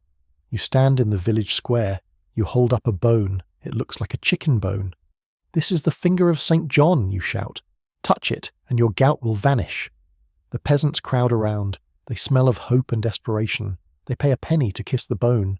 You know it is a chicken bone. You ate the chicken last night. But they believe, and their belief makes them feel better. Are you a thief or a therapist? But if the relic was a lie, the pilgrimage was real. The sensory experience of the road to Santiago. You walk for months. Your feet bleed. You sleep in ditches. You eat dust. You carry a scallop shell. When you arrive, you burn your old clothes on the cross of rags. You're reborn, but you have to walk back. It was a spiritual marathon, but let's leave the road and go to the court, the jester, the fool. He was the only man allowed to tell the truth to the king, but he had to be funny. The sensory reality is the fear behind the laugh. He makes a joke about the king's nose. The king laughs, the court laughs. But if the king is in a bad mood, the jester is whipped. He lives on the edge of the king's humour. He is a comedian with a death sentence hanging over his head. But sometimes, the fool was natural. A person with learning disabilities, kept as a pet. The sensory horror. He is dressed in motley. He's fed scraps. He's laughed at. It was a cruel entertainment. But let's move to a job that was silent. The hermit. We talked about the bridge hermit, but the anchorite. A person, usually a woman, who was walled into a cell attached to the church. The anchor hold. The bishop says a mass of the dead over her. She enters the cell. The door is bricked up. She has a small window, squint to see the altar, and a window to the world to receive food. She never leaves. She lives in a box of stone for 40 years. The sensory reality. The smell of her own waste. She has a pit. The cold. The silence. People come to her window. They ask for advice. She is an oracle in a tomb. She has traded her freedom for holiness. But let's end this section with a tax that targeted the very end of the line. The Heriot again, but the Heriot of the poor. If you had no cow, they took your pot, or your coat. But what if you had nothing? God's penny. The priest would cut a lock of hair from the corpse. "I take this as a token," he says. He takes a piece of your body because you couldn't pay with gold. It was the ultimate repossession. And as you stand there, watching the anchorite's wall being built, hearing the jester's laugh, smelling the pardoner's bone, and feeling the priest cut your hair, you realize the medieval world was a place where everything was claimed. The body, the soul, the laugh, the silence. But the night is deep. The curfew rings. You head home. You pass the pillory. Empty. You pass the stocks. Empty. You enter your house. You bar the door. You're safe. Until tomorrow, when the window peeper comes back, and he has a telescope. Sleep well. The window peeper has a telescope. It is a crude device, a brass tube with 2 lenses, but it represents a new level of surveillance. He's standing on a nearby hill, scanning the rooftops of the village. He isn't just counting windows now. He's looking for dormer windows, those little attic windows that people built to sneak light into the upper floors. You watch him from the crack in your shutter. He adjusts the focus. You pull back into the shadows. The state has extended its vision. But while the window peeper watches the roof, the excise man is watching the cellar. The saltpeter man again? No. The soap boiler again? No, the candle inspector. We talked about the candle tax, but the enforcement was a sensory nightmare. The inspector would come into your house. He would count your candles, but he would also weigh them. "This candle has been burned," he says. "But you didn't pay the tax on the tallow." "I made it from my own sheep," you protest. "Illegal rendering," he says. He confiscates the candle. He leaves you in the dark. But let's leave the house and go to the market again, the forestalling again. But let's look at the regrating of butter. Butter was perishable. It had to be sold quickly. But the regrater would buy it all. He would salt it heavily. He would pack it in barrels. Salt butter. He would sell it in winter for double the price. The sensory reality is the rancid taste. You buy the butter in January. It is yellow, hard, and smells of old milk. You spread it on your bread. It tastes like a barn floor. You're eating the memory of summer, preserved in greed. But if the butter was bad, the bread was lighter, the size of bread again. But let's look at the baker's peel, the long wooden shovel used to put bread in the oven. If a baker was caught cheating, he was tied to his own peel, the sensory humiliation. He's strapped to the shovel, he's carried through the streets. People throw flour at him. "Here is the man who sells air," they shout. It was a punishment that turned his tool into his pillory. But let's move to a job that dealt with the ultimate tool, the executioner again, but the sword. In Germany, nobles were beheaded with a sword. It was considered honourable, but the sword had to be sharp. The sensory detail is the swing. The executioner practices on cabbages, or sheep. He stands on the scaffold. The noble kneels. Whoosh! The sound of the blade cutting the air. Thud! The sound of the head hitting the basket. If he misses, if he hits the shoulder. The crowd riots. They stone the executioner. He is a performer. His stage is the scaffold. His review is survival. But let's end this section with a tax that targeted the very soil of the grave again. The grave wax. Adipocere. In certain soil conditions, body fat turns into a soapy, waxy substance. Grave robbers would harvest it to make candles. Corpse candles. They believed these candles had magical powers. They could make you invisible or find treasure. The sensory horror. You light a candle. It smells sweet, cloying, like rotting lilies. You're burning the fat of your ancestors to light your way to a crime. It was the ultimate recycling of the human form. And as you stand there, smelling the corpse candle, watching the baker on his peel, tasting the rancid butter, and feeling the gaze of the telescope, you realize the medieval world was a place where everything was consumed. The living, the dead, the light, the dark. But the night is deep. The curfew rings. You head home. You pass the pillory. Empty. You pass the stocks. Empty. You enter your house. You bar the door. You're safe until tomorrow, when the doomsday book is opened, and the final audit begins. Sleep well. The fire in the hearth has finally burned down to a soft white ash. The glow is gone. The heat is fading, leaving behind a cool, still silence in the room. The shadows that danced on the walls have settled into the corners, heavy and motionless. You're no longer the peasant standing in the mud. You're no longer the merchant hiding his silver, or the widow riding the ram, or the baker sweating over the king's herring pies. The long, exhausting day of the Middle Ages is over. The tax collector has put away his ledger. His ink has dried. His quill is laid to rest. He too is asleep, dreaming perhaps of a world where he can tax the clouds. The king has taken off his crown. The weight of it, the gold, the jewels, the responsibility, the greed, is sitting on a velvet cushion. He is just a man in a nightshirt, snoring in a draughty castle that he paid for with your ward penny.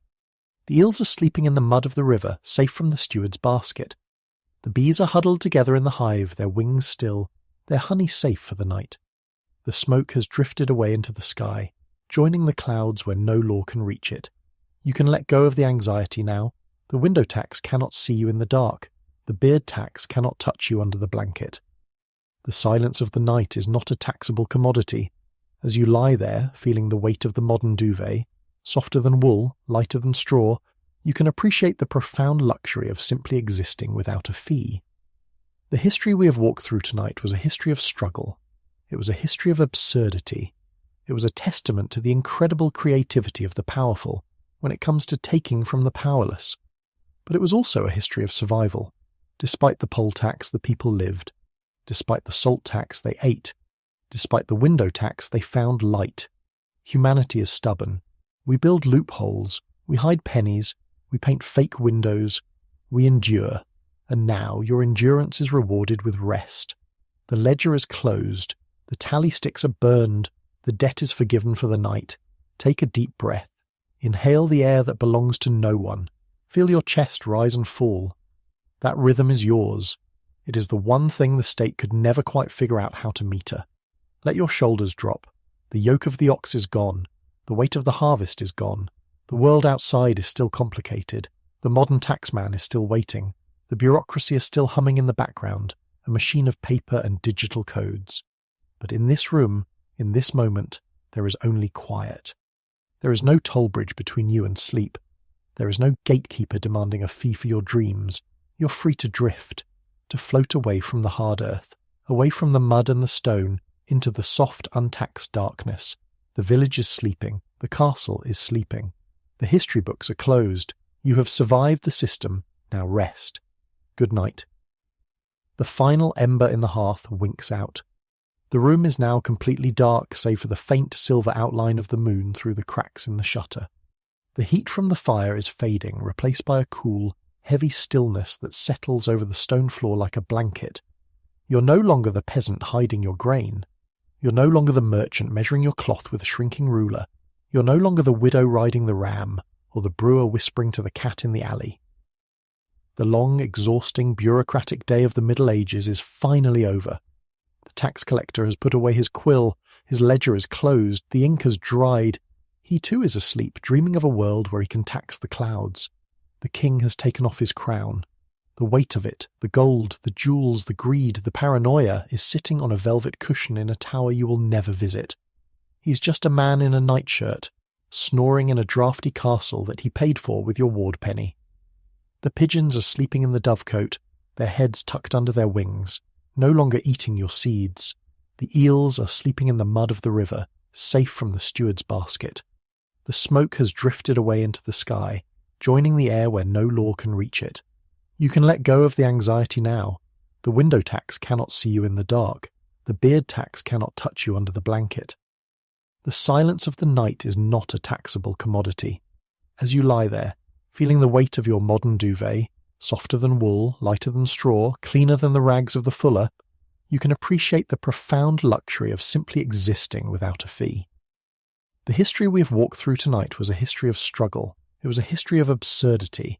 It was a testament to the incredible creativity of the powerful when it comes to taking from the powerless. But it was also a history of survival. Despite the poll tax, the people lived. Despite the salt tax, they ate. Despite the window tax, they found light. Humanity is stubborn.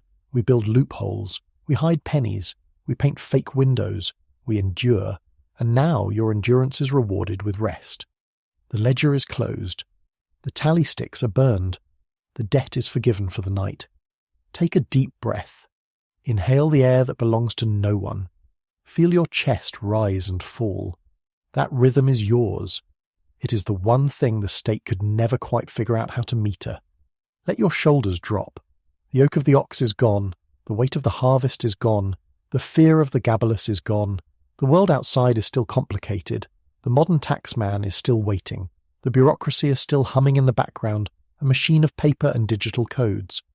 But in this room, in this moment, there is only quiet. There is no toll bridge between you and sleep. There is no gatekeeper demanding a fee for your dreams. You are free to drift, to float away from the hard earth, away from the mud and the stone into the soft, untaxed darkness. The village is sleeping, the castle is sleeping, the history books are closed. You have survived the system. Now rest. Good night.